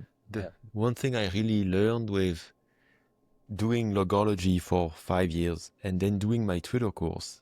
And my Twitter course, which took me 5 months, and logology took me 5 years, and the Twitter course made more money in 3 months, Uh, Mm-hmm. and the big thing I learned that I'm trying to have now is you need something that people can buy now. Because if people have to think, when do I need it? Yeah. Then and because people say, I mean, we say a course is easier to sell than a SaaS. Yeah. But I think the main reason is because a course you can buy now and use anytime. You don't lose anything by buying it now. Yes. A logo, you need to wait until you're ready, like whatever. Yeah. Or like even launch day, it's not really good in that sense because you need to have something to launch. Like I have many people saying, I want to be on launch day, but I have nothing to launch. So, Yes. so that's not good in that sense. And I remember before giving up, and stop working on launch day, on logology, I had reworked the whole product I mean, I had thought of reworking it so that it could be bought at any time. And instead of Mm-hmm. selling a generated logo, we were selling you a Mm-hmm. package that was actually Mm-hmm. twice more expensive, like, 149 or 200. And you could use it whenever you want. And you can Mm-hmm. buy it. So, like, if you have Black Friday, people can buy it on Black Mm-hmm. Friday and use it Yeah. 6 months later. And they have guides, they have everything to do their branding and their design and whatever. And even if the Mm-hmm. product is still kind of a vitamin, still not a painkiller, still not going to make Mm-hmm. probably lots of money, it's 10 Yes. times better and 10 times easier to sell. Mm-hmm. And that's like something I keep thinking about. Like, it doesn't have to be a course. It Mm-hmm. can be a SaaS. But that's why I think Yes. lifetime deals work Yes. mostly. But your Yep. product also needs to be like for example, somebody who's selling before you today, I interviewed someone for uh, social media post scheduler. You're Mm. probably gonna need that. If you need that, you need that for a long time. So if Mm-hmm. he does a lifetime deal, you can buy Yep. it. But if you do some specific thing, I don't know, like for example, somebody, because he saw I was getting married on Twitter, he gave me for free his SaaS to use for Mm-hmm. my wedding, like that guest can use for the guest list. I forgot exactly. Uh, Mm-hmm. but like, even though I will need it, it's like because it's a one-time thing, it's harder Mm-hmm. to make the decision. I Yep. don't know if you. No, Yeah. no, no, no, no. 100%. Look, I think I would encourage indies especially to index, I mean, at least to think about this, because it's important. I wouldn't necessarily jump to the conclusion that you must do this, because again, like I think the ideal would be to have different things. Since, for example, the small bets community, almost like as a product itself, has a bit of both, right? I mean, it is a bit time based as well, because in fact, I would say the most people join when some life event happens. Yeah. Unfortunately, many of them are like layoffs or threats of layoffs or some uncertainty at work. I think it's a very common market Mm. of there's something happening at their work, and they're now thinking like, what do they do? And someone recommends, hey, you should join small bets, or they have been following me for like this is a very common thing. They've been following me for years. They never really joined, but then something happens. Either they become an, they got fed up with work, or they're like threats of layoffs or whatever, and they remember maybe I should join small bets and start to figure out how to get started and whatever, doing something on my own. So there is that timing aspect, but there's also, I think, it is conducive to some instant gratification. I mean, you can pay and you get something now, and you, like you said, like you're not losing anything. Right? So even if you, I think it caters also to people who are just curious. I want to see what's happening and what can I get there, and I would have it forever. Again, it's very different if it was a subscription. I think I would lose a lot on these, because I think people are way more reluctant. Even if they know they can cancel immediately, the Yeah. subscription makes it feel like a commitment. Whereas now, this makes it feel like, the best testimony that I like to receive is this is the gift that keeps on giving. Because I have people who paid for small bets in like, October 2021, right? Almost 4 years ago now. And they paid once, they got something, and hopefully they felt like they got what they paid for. But over these 4 years, they kept getting new classes, new events, new things, Yeah. The new big thing with bonuses small here and bets there. was like the classes, getting, Yeah, they content. were a big thing for a long time, and even those then their course. I think that at some point I stopped doing them because attendance started to diminish, and like economically, I felt like they weren't making sense anymore. Maybe I was just thinking recently, maybe I should bring them up. We're experimenting with the Twitter Spaces yaps, which Yeah. probably were a bit better, I think, in terms of again. It's interesting again, but with these things, like what changed? Like again, like that classes experiment was interesting because I was repeating things, so I bet had almost like a good A/B test. Not even an A/B test, like about the production of the same thing with new groups of people, Yeah. and you could see the trends changing. And my speculation is that because I started this during the almost peak of the pandemic, where Yeah. culture Peak of were indie different. hacking. Yeah. A peak of everything, like people with more spare time, people longing for a community and being the same space, to more recently where people that had more busy schedules. There was, I think, something called Zoom fatigue as well, which Yeah. a lot of people nowadays are in Zoom meetings all the time, and the last thing they want is like another Zoom call, and they're sitting down and whatever, right? So Yeah. I it think was like probably a real life factor. events now is a bit more like Yes, where it's going. it's picking up, Yeah. which is interesting. It's something that it's not clearly compatible with me organizing, right? So I'm like when I'm talking about like what we like doing and whatever, probably something that really Yeah. would drain all my energy is organizing some real life in-person event. Oh my God, like this, I'm probably the worst person to do that. So Okay. I wouldn't even try myself. I might be interested in maybe having someone organize it for me because I do see the benefits. And if I were to join as a guest or as a speaker or something, Yeah. Yeah. fine. But me organizing it, finding the venue, calling places, Yeah. figuring out what to do, No, that's not me. event job Yeah. is the most crazy job. Yeah. Yeah. And Yeah, but because I like see you people always like talk. Mark Liu and others like they do these things, right? And I see like Mark was going in like he visited India and he Yeah, and he did got like hundreds of 1,000 people people and like even crazy. Paris Yeah. I Yeah. think a few months ago that he went to, I think that's how he started in Paris if I'm not mistaken. I mean he's French as well, right? So Yeah. Yeah. um but yeah, so it's interesting. I see him and I get the value, but I say yeah, it's not for me, right? I'm not getting into that space. Yeah.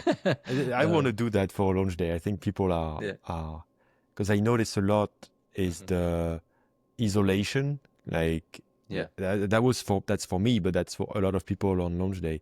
There's not Hmm.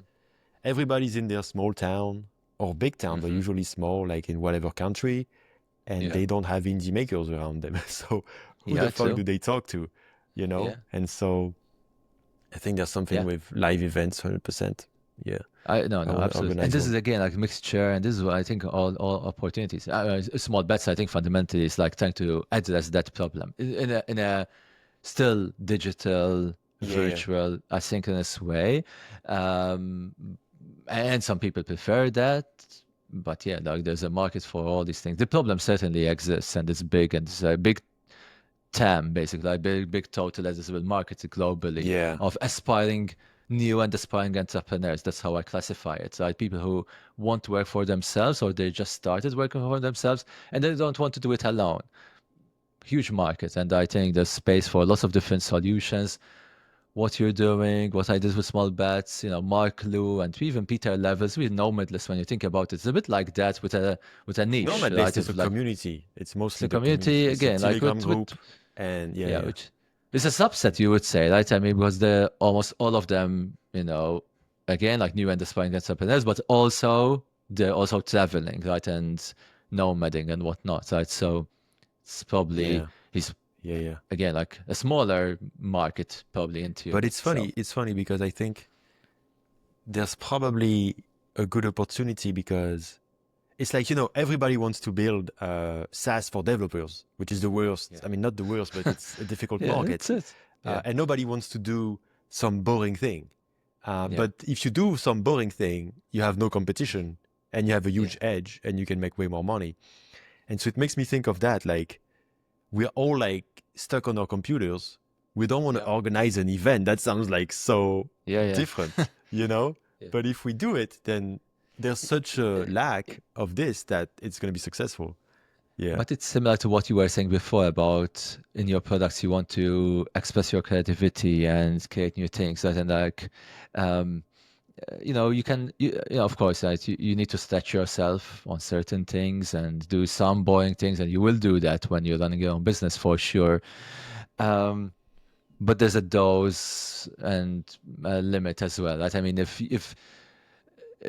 you're working in a boring industry, building boring software, doing boring things all the time and whatever, probably you'll suffer another way, right? So sometimes even the money might not be enough, right? Or might not compensate Yeah. sufficiently. Oh, yeah. So No, yeah. Money it's is not. Yeah. it's all a balance. I mean, when you think about it, I think the game of life, it's about balancing. Like this may be um, what I dislike about the stereotypical American culture. And again, like I wouldn't generalize because Yeah, for sure. America is huge, but there is certainly, I think, more than Europe, the one dimensionality of life. I worked with people who literally their career is the only thing that mattered. Like, not even Yeah. money, actually. Like literally, they're Yeah. climbing up the corporate ladder. This was, and again, maybe it was self-selective because No, no, I I was working in a met corporate. uh, Yeah, but even we were going in the US a few times, not yeah, particularly in tech space. I met many people like that. Like some guy, like that. he Yeah, was working 80 hours a week,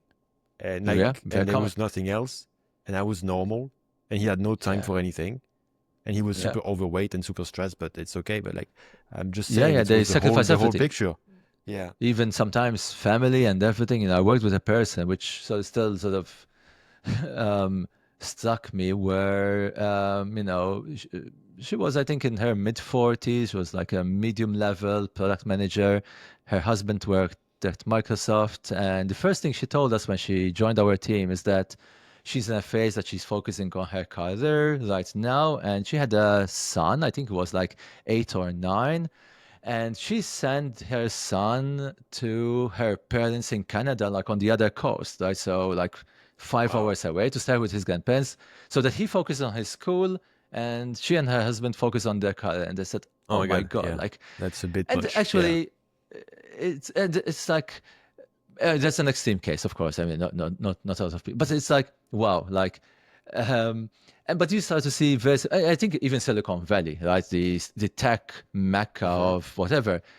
And again, like this is why I try to encourage people to like don't fall into that step because during my last couple of years at Amazon, there was a bit of a merger and acquisition initiative. We were trying to acquire like a company in like the $40 million range, and we were talking to lots of sort yeah, of Silicon Valley rejects almost, like because these are the ones that weren't really exploding, but they were struggling to find the next round of investment, and we were trying to buy them at a good bargain. And I was just helping with interviews and due diligence and whatnot, right? But I met a lot of founders who were, almost like depressing stories. I mean, in their 40s or almost in their 40s, no family, no friends, they're living with a couple of roommates, not really any wealth, and not really any prospects of. I mean, they were basically begging for this deal to happen, like, because they're now starting to see a chance that their life might change with maybe Amazon acquiring them, but it was still nothing, right? so you mean And it sort they of were make expecting for like some adventure from this, no, no, from no, no, some no. excitement? They were basically they were so all in their company, like all for the last 10 years, they were just trying to find the next funding round, trying to get Oh yeah, and okay, make it work, I and see. they sacrificed everything for that. I mean, they were literally out of nothing else, like you were saying, unhealthy, unfit, no Yeah, yeah, relationships, no real income, and no nothing in the future as well. It's like either this works or go big or yeah. go bust, basically. That is the saying, and usually it's go It bust. can be good. Yeah, Yeah. it can be good because it pushes you. That's what I did for a few months with Launch Yeah, Day, yeah, because it helps you not procrastinate if you don't have any other choice. But I don't think yeah. you can sustain it. Saying for a Now long I'm time, yeah. like, And that's the you know, problem, of course. I mean, I think the burst and lulls cycle is actually healthy, probably more natural to how we're wired. yeah, I think it's the one dimensionality, that is like to think of yourself like, um, you know, I just want to grow as fast as possible. I want to climb the career ladder as fast as possible, and so on and so forth. So anyway, I've become DHH actually tweeted about this a couple of days ago. It's like balancing it all. Right? I mean, I almost like my ambition has now evolved to I don't want to just make as much money as possible or like have something that's very successful or climb the career ladder or like be something by age whatever. I just want to have a good balance, like the optimal balance. The challenge is like, how do I balance? And by the way, even a lot of people who have families, for example, say, "Oh, family first, whatever." Even that is a bit of a lie because we're still sacrificing. I mean, I'm here with you. I could be with my kids. Whenever I'm working, I could be doing something else. So we're always trading off things, right? So I really think like now what gives me a lot of joy is like or pride, and I don't get this wrong all the time, of course, in hindsight, but trying to balance everything right. Like a bit of work, the right amount, the right amount in my own hobbies just for me, the right amount with my family, the right amount sort of health and fitness and I want to keeping bounce yeah. on Mhm. bounce back on the kids thing because it's funny. It's always It's a bit unrelated, but I was afraid for a long time. Now I'm like completely set. I'm gonna get married. We're gonna have kids. I'm excited about it. That's Hmm. cool. But for a Yeah, long time, I was worried because I don't know. It seems like I've seen many people, and I think they use kids as an excuse. yeah, Like, it feels like sometimes like, oh, no, I can't. I have my kids, or like the opposite. Like I'm doing this for the kids when they're just doing this for yeah. themselves. For Like no, themselves I too. do it Too. for my Yes. family. No, but and I think like Yeah. there's no. Why not admit, Yes. that's like no, we're all selfish, and it's not wrong for you to be uh, You, partially you, selfish. yeah. Your kids need you to be selfish, to be healthy, and to To some lead. degree. Yeah, Agree. yeah, Agree. No, no, I agree, I agree. I know, that's why I think it's important to not just be this naive or idealistic, yeah, like because like you say, it's all trade-offs. And my kids would certainly prefer if I'm playing Minecraft with them yeah. 24/7 and whatever. And I joke sometimes and say having kids was the best thing that happened for my career. But it's a bit of, again, like there's a bit, certainly an exaggeration because look, certainly um, takes a lot of energy raising a family, young kids, and of course much less time. So that's certainly an Yeah. impediment to things. But they certainly made it clear to me that everything has an opportunity cost. That if I'm pixel perfecting something, I'm stealing that from something else. Not necessarily from my kids, but it could also be I could go for a run, or I could be, just sleeping sometimes because I'm also underslept. Like my Aura ring Yeah. keeps telling me that I sleep score is like 60. Oh So, my God. Okay. but basically, it allowed me to be productive in an interesting way. Not because I became faster, but it just became a bit more rootless into saying no to things or deciding where you start getting diminishing returns. This is sufficient. And now I'd rather sleep or work out or go play with my kids or And do it's something also, else. at least for me, like accepting that it's over. Like we're not gonna do everything. Like when you get Exactly. older, you Yes. start realizing, oh, Yeah. there's no chance. There's a Like limit. I will Yeah. die, Yeah. and I will I have will die. be completely incomplete. Everything it's And 100%. there's, when you start to think about it, there's not a lot of years and there's not a lot of months. And yeah, like, Yeah. yeah. And the So, older so you it's get, the all related. faster it goes. So you're It fucked. So goes. yeah. Wait, It's all related. It's, yeah. I'm just gonna open Good. this blind because it's getting too dark. Yeah. Of course. If you want, you can take a small break. Yeah, I'll take a think.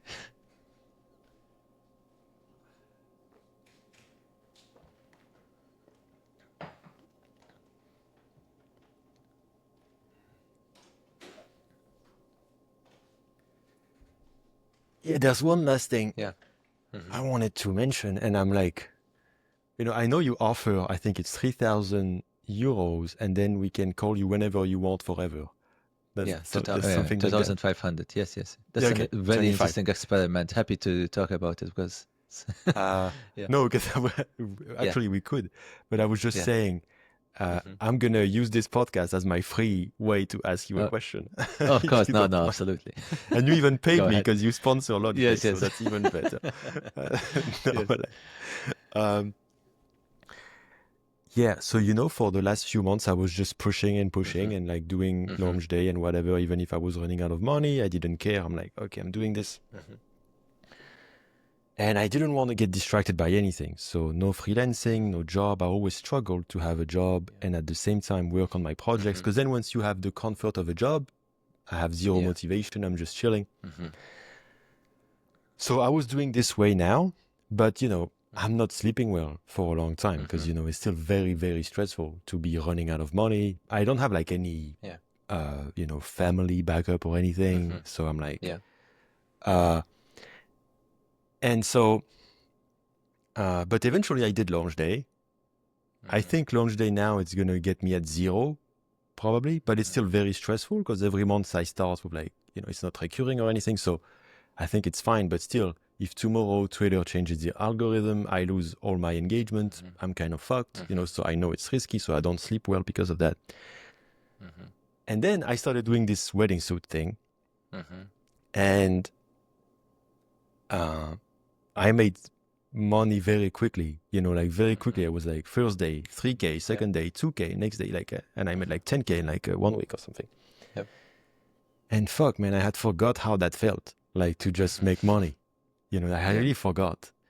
Yeah. Yeah. And I almost got crazy last week. At some point, I was like, fuck, like I was like, Yeah. for a few minutes, I was like, oh, I don't want to do launch day anymore. I just want to make money. I just want to get a job and get Yeah. money because I had Yeah. forgot this feeling. Yeah. Anyway, uh, and then I started talking to Lewis from Comp AI. First Mm-hmm. launch day, probably saw this guy, really Mm-hmm. funny guy, Mm-hmm. really cool Yep. guy. And I really loved this product when I saw the first Mm-hmm. launch day. This compliance thing, AI compliance, to help you get Yep. Yep. SOC Yep. 2 compliance for your startup. Mm-hmm. Really cool. And he offered me a sales job. Like, he said, Interesting. oh, you're Yeah. good at this, and like Mm-hmm. super well paid and shit. And I really Yeah. believe in the product Mm-hmm. and everything. Mm-hmm. And I believe in him. And I think Yeah. this is going to make a shit ton of money. Yeah. I Yep. want to be in the part of it. This is cool. Mm-hmm. And so now, and he said, you can still work on launch day, no problem. Mm-hmm. So I feel even like, well, that sounds Yeah. perfect. Yep. Uh, and now I'm like feeling almost Mm-hmm. like I want to do it. And also, Mm-hmm. it can be an experiment. It can also fail and, Yep. not work. Yep. It's fine. It's not like a Mm-hmm. big attached on both hands. But I'm like, and I think I would enjoy doing it because I can do these calls Mm-hmm. and I'm not, Yeah. I'm actually, to me, it doesn't feel like work. So I Yeah. think I could take, a few calls per day to do sales. Doesn't seem scary. Yep. Uh, and exciting because I never did that in my life. So that sounds cool. I would be learning. But it's just now I'm like, it's weird. Like I go in one direction, then I change, then I feel bad but I know I will keep doing launch day because now it's not just me now. It's the people. Like I Yeah. connected with people, but I don't know. This whole thing is confusing me because I Mm-hmm. had kind of like buried this need for money, like the time for Yeah. pushing because I wanted to Mm-hmm. get this thing somewhere. Mm-hmm. And now I have got in somewhere. Now launch day has clarity. Now it has direction. I see the path and I'm going to keep doing it. Mm-hmm. And now that I finally have the path, I feel like, fuck, I also want some money, you know? Mm-hmm. Yeah. So I don't know. It's a bit messy, but I just wanted to. And is it an arrangement where you have a fixed hour, so you work by commission? Like if I don't know if It you're would be open to like a sharing. salary and then mostly commission. Mm-hmm. Like it would be like there would And be a in terms fixed of time salary and then commitments at 40-hour work week kind of thing, or more choose your own time, do as much as you can. I think so. He said he was fine with me doing launch day, and I said, for Mm-hmm. me it's like at least one day a week where I do all Yeah. these calls, Mm-hmm. Mm-hmm. and he was fine with that. Yeah. So he was so busy, Yeah. like we didn't have time to go into the details yet, but Yeah. Yeah. Yeah. Yeah. he seems to be Yeah. very Because accommodating. But I also I'm would asking like to do, this. Yeah. I would also like to dive in. I don't want to just do it.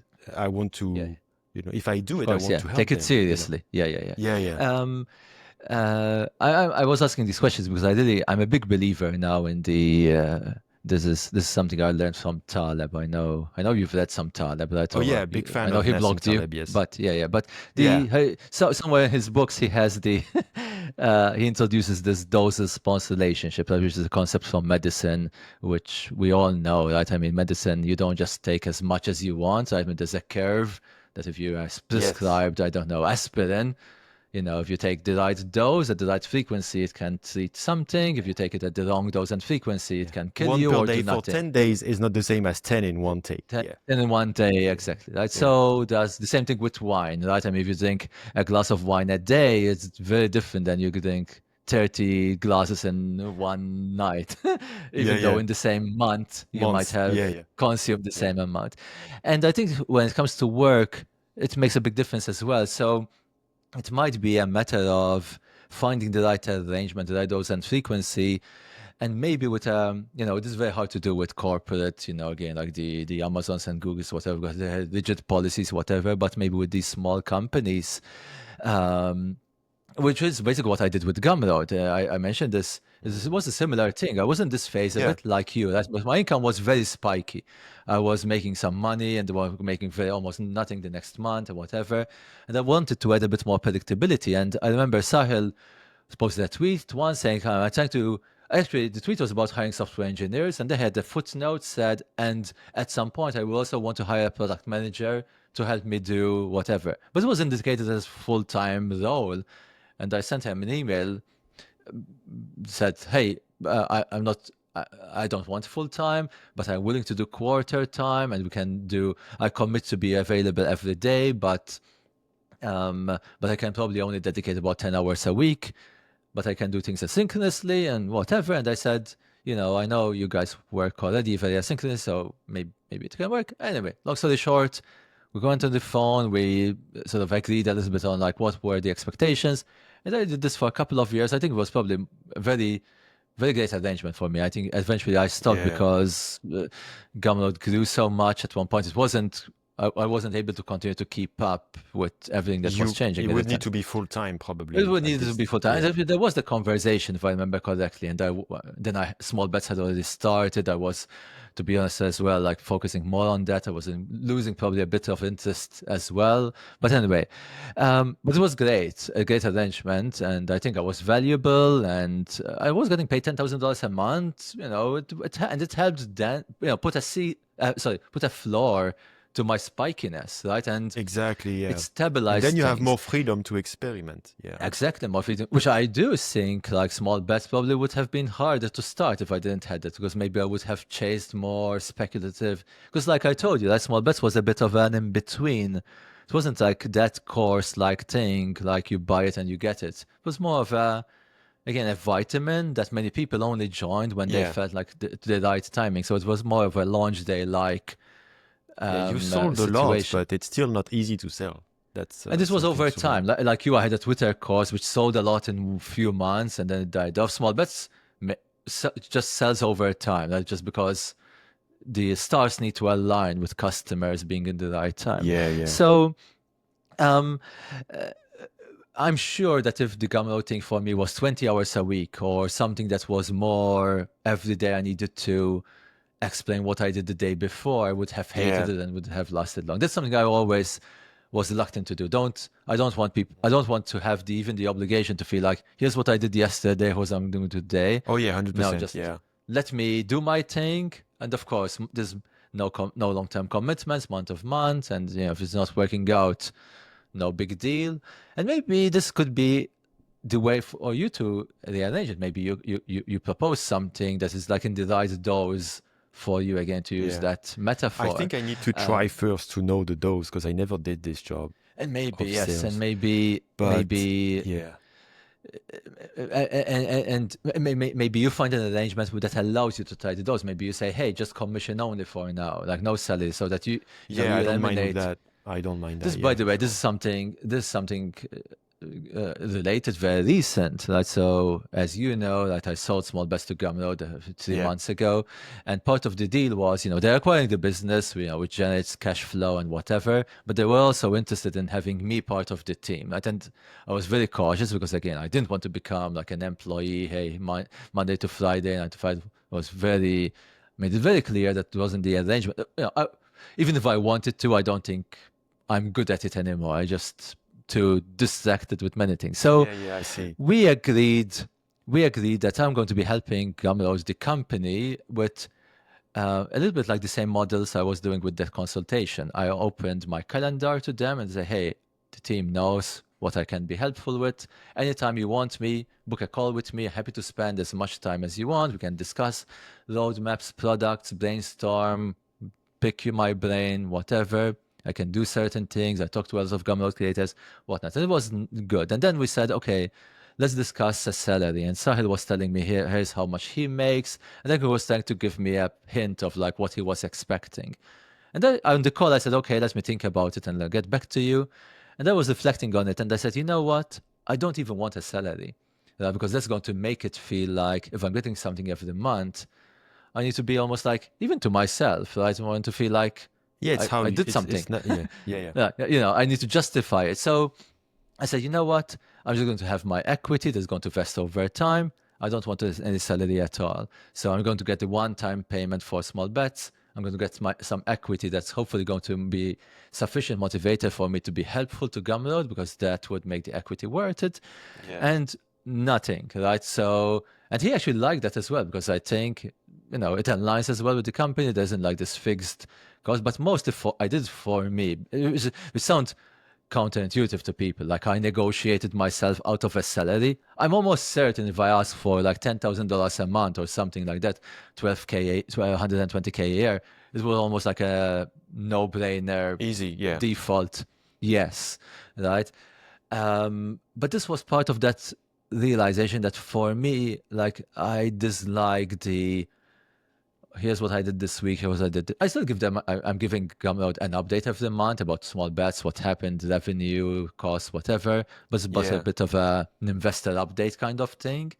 But not that, and, this might change, by the way. Maybe if my circumstances were different, but right now in this phase of my life, I didn't want that. So anyway, my advice might be to try to maybe to find an arrangement that allows you the flexibility to do this without Yeah. the feeling burdened by some commitment, that allows you to experiment with your dose response, right? And you say, oh, Yeah. you know what, I'm doing 5 calls a week, or I'm doing spending so much time, and this is a good fit. Or maybe you are doing a bit too much and now you need to curb it down. And then maybe Yeah. you do formalize it to something a bit more structured, or maybe not. Maybe you keep it up like that. But Yeah. look, I'm hesitant to strongly recommend, because again, like, we're different people. But I think if I were in your shoes, I would be very much inclined to say yes to something like this, especially because it's something you've never done. I like the increasing Yeah. surface What area, what I like right? is I see Yeah, what's missing from everything I've done is B2B. Like I yeah, really like this B2B hmm, enterprise sale. yeah, Like it seems the most boring shit it used to, yeah, but now I'm like, oh wow, this is a cool product. This is where the market is going. It's exciting for hmm, me. And I'm starting to think I can be very good at sales. hmm, So I want yeah, to practice that. I want to try. I want to, and I want to get the feeling of closing and getting sales and getting money. That feels yeah, yeah, great. Yeah, I think what I liked when he offered me is like the only job is you just like you didn't even have to find clients. It's just like, they have Google Ads, people come from Google hmm. Ads, they request a demo, you do the demo, it's You 20 tell me. minutes, Hmm. that's it. Yep. And he said he said you can do 10 per day and that's it. Hmm. Yeah. And because with launch day, I do so many calls on the same Yeah. day Yeah.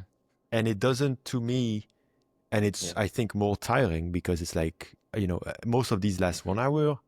And like it's like I really have Hmm. to get into it. I think with a demo it's a bit less, and it's like he said, Hmm. it's 20 minutes. And I don't know, it Yeah. seemed like, because for a long time I was struggling to have a job and a side project because it was the same Hmm. thing. Like it was like Hmm. I'm coding during the week and then I have to code in my side project, Yes. Yes. Yes. or I'm building a, but like just It, taking a call, it's a completely yes. different It's thing, different.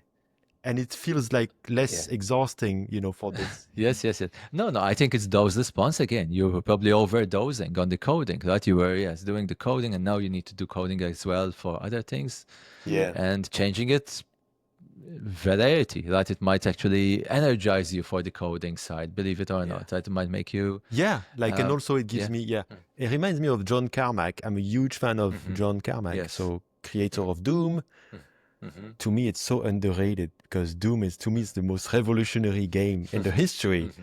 But Yeah. everybody talks about Mario or Zelda, which I'm a big fan of. But Yeah. like, I'm just gonna Yeah. divert Yeah. a little bit. But like, Doom, for people who Yeah. don't know, the first Doom, I.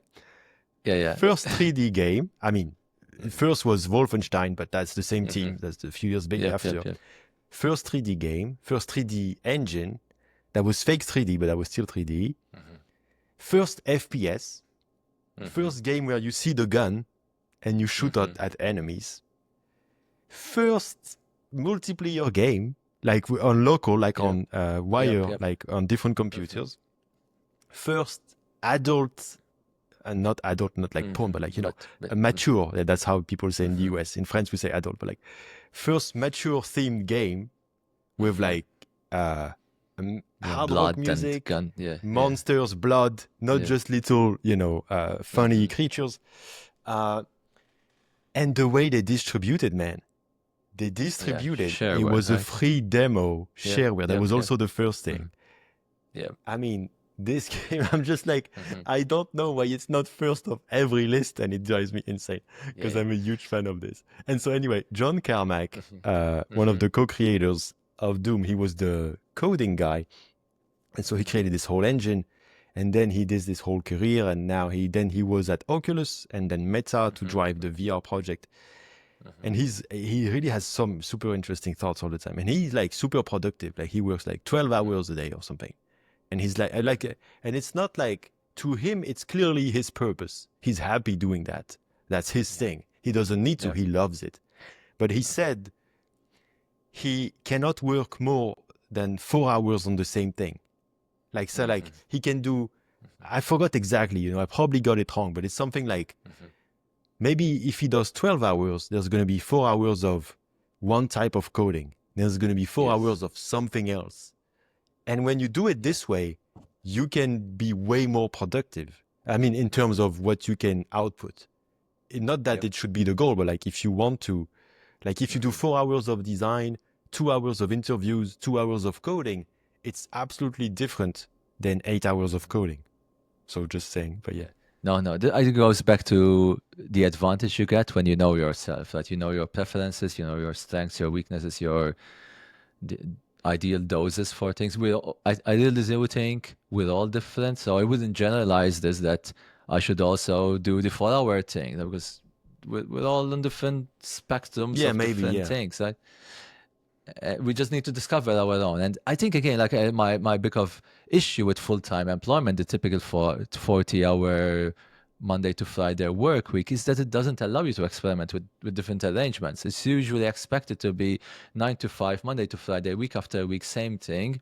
And like if you like to split your day in a particular way, or like me, I was more like high intensity for a period and then easy, it just Yeah. becomes hard.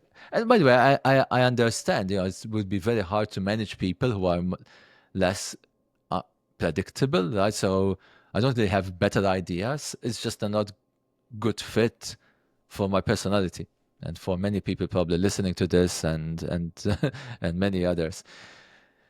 It's Yeah. good to know that because it's like the analogy again. It's like trying to, you know, plant a palm tree in Alaska, right? I mean, technically you could make it work, right? You could put a greenhouse around it, control everything, control the temperature, the humidity, the light, supplement, but it's fragile, right? It's a difficult setup. Like, whereas if you put the palm tree in its actual environment and the beaches of Florida or whatever, it will just flourish automatically.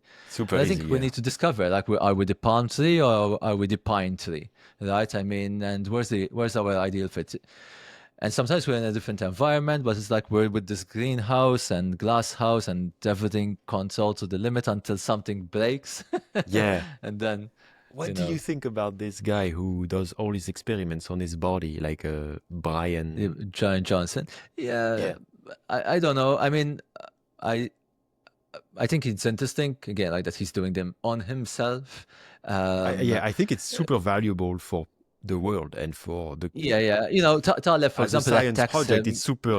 super cool. It's super interesting because I think there's a decent chance that he does something interesting, and even though he's doing so many things that maybe the cause and effect might be a bit difficult to extract, but let's say, I think, for example, even the fact that he improves his fitness levels so drastically in a short period of time is already interesting, right? Because it's not like he's been an athlete for like all his Yeah, life no, and yeah, he has a high VO2 max and whatever. And he went from sedentary career, right, to starting to take things seriously. And there's already some interesting data points here. So generally, I think my general answer is I respect people who experiment on themselves, right? And there's still something, however, right? The there's still something that I don't know, like that feels a bit. Uh, I wouldn't say it's almost again like DHH had a good thing, I think, when who was he wasn't talking about him specifically, but he said he was talking about people who are optimizing for like this extreme longevity, which is probably indicating him. It's almost like you don't have it's almost indicates you don't have your priorities right. So again, going back to like the one dimensionality of life, Yeah, if yeah, like yeah, longevity is the only thing, it feels like, and I think some people subconsciously notice this. That's why when they criticize him, it's like he's like sacrificing so much. That's like people almost like feel sorry for him, and probably not even a healthy thing to promote as a sacrifice everything for one thing, you yeah, know. yeah, yeah. And again, like so, I wouldn't necessarily jump to a conclusion again because I don't know him well. He seems like a nice guy, and who I know him, who knows him, speaks very highly of him. Um, There's something respectable, there's like Nassim Taleb thing, but like playing his skin in the game, like it's kind it's of game, him. exactly. So, It is him, and he's experimenting on himself. I think what's interesting is that, like what we are saying about you and your project, like he clearly seems passionate about this, right? I mean, it's his thing. I think yeah, that transfers to people, right? I mean, you root for him a little bit like Elon Musk again. Like he's this again, like he's a controversial figure. I know not everyone roots for him, but me and intrinsically, like seeing him excited about launching a rocket and whatever, yeah, you can always automatically recognize makes me, anyway that, like yeah, it's like Brian Johnson, like, he helps push things forward, and you can yeah, only respect that. Yeah, that's, well, I think that's it. I think we've cool, done yeah, no. it. Yeah. Yeah, always nice to talk with you, Dago. And congrats on the wedding, and congrats on launch day, and I'm rooting Thank for you, you, man. as you know. So, it's I nice know, yeah, following you. So you something I've been. I don't remember exactly when I started following you, but it's interesting for other people who want to, again, like be a bit more build in public or whatever you call it. It's nice to follow someone's story as it happens, right? And yeah. this is like the opportunity that this is an opportunity that you could give without really doesn't cost you much, maybe a bit of privacy, but you define the line as well. You don't need to talk about everything, Yeah. but But it that's builds that interesting. goodwill. That's interesting you talk about sharing it in real time, because when I was doing, before my burnout and I was already tweeting, I was more calculating what I was tweeting, Hmm. and I was more like sharing when there was a lesson to be learned. And so I was Yeah, sharing after. the defect, yes. And now I'm just sharing, but In it's more real time. vulnerable Yeah, because, I get yep, more people criticizing. I used to have 0 haters. I went to 100,000 followers with no haters, and yep. now I have some. And that Yeah, was a bit scary. But yeah, yeah. I don't know, like there's something. It's no, it's natural. It's human. This is human. This is why, I think like reality TV had its thing at one point. People like to follow other people's story. Before Yeah, digital media, it was gossip and just neighbors talking, and people just, telling the story of their life. And you go to the bakery and you talk with the baker and what's up and you talk and yeah, yeah, whatever. yeah, yeah. And now we have this opportunity to do it in a bigger scale, and on the internet, you're much more likely to find like-minded people and whatnot. So yeah, But like it's it's great. when you do that, what I notice is then it involves people in your story. Like by tweeting that, Absolutely. okay, Absolutely. I'm gonna struggle to pay for my wedding, then you Yes. got called to, like, help me with Yeah, yeah, that, and yeah, then yeah. it made people, and so it changes the whole direction. Because if you wait until you're all clean and pretty and have a good story to tell, Absolutely. it's not the same thing. 100%. You don't connect with people, and you miss so much opportunity. So yeah, Yeah. Yeah, it's true. It's true. We talked about several people like Tony Din and others. Like I followed Tony since he was incredibly small. I think he had less than 1,000 followers back in the pandemic period, yeah, 2000 or yeah. 2020 or so. I Um, think he never and I changed his feel profile picture. Now that I think of it, he because I never, yeah, remember it. probably, yeah. It's the But I same feel profile again like pic. he was doing. In fact, how I discovered it, he was doing something with his profile pic with the Twitter API at the time, like Yeah, changing yeah. that Progress yeah, bar or the something. progress thing, and I feel invested in his story. Again, like I have no financial interest at all in his businesses, right? But I feel like the fact that I discovered him before he became famous, I'm almost proud of him and proud of me noticing him. Like, and it's fascinating. And I think it's a big opportunity for new accounts because sometimes people tell me, oh, it's daunting to start from scratch. But actually, it's usually and I think you discovered as well, you grow fastest usually in the beginning. Now my follower Yeah, growth, yeah, yeah. whatever, is growing slowly, but in the beginning, you have this opportunity, right, of having people discover you early and whatnot. Yeah. But anyway, maybe it inspires There's some a, there's a people here bonus. to, There's a yeah. bonus to being also at the beginning. Nobody has blocked you. Nobody has muted you. Yes. Me, I probably Yes. have a lot of people who muted me. Oh So yeah, a lot. you spread less. So at the beginning you have That's this true. bonus. Because like Twitter is gonna recommend people you don't follow, so you follow Yeah. more people. They Hmm. want you to follow more people. So once you Yeah. have a lot of people who follow you, well, you're not recommended as much, so you're less visible. Yeah. Yeah. Well, okay. Okay. That Nice was talking. awesome to have you. Please Yeah. don't close this right away. I'm just gonna end the call, but don't No, close no, it right yes, I away. know. I'll let it Cool. upload. We'll Yeah. see you around. We'll talk soon, and Yeah. best of luck with everything that go on with the wedding. October, right? Is it? So Wedding is, it should be. We don't have the final the date yet, but date. it should be. Good, Yeah. good, good, Cool. good. Have a good one, man. Wonderful. Happy for you. Bye. Cheers. Cheers.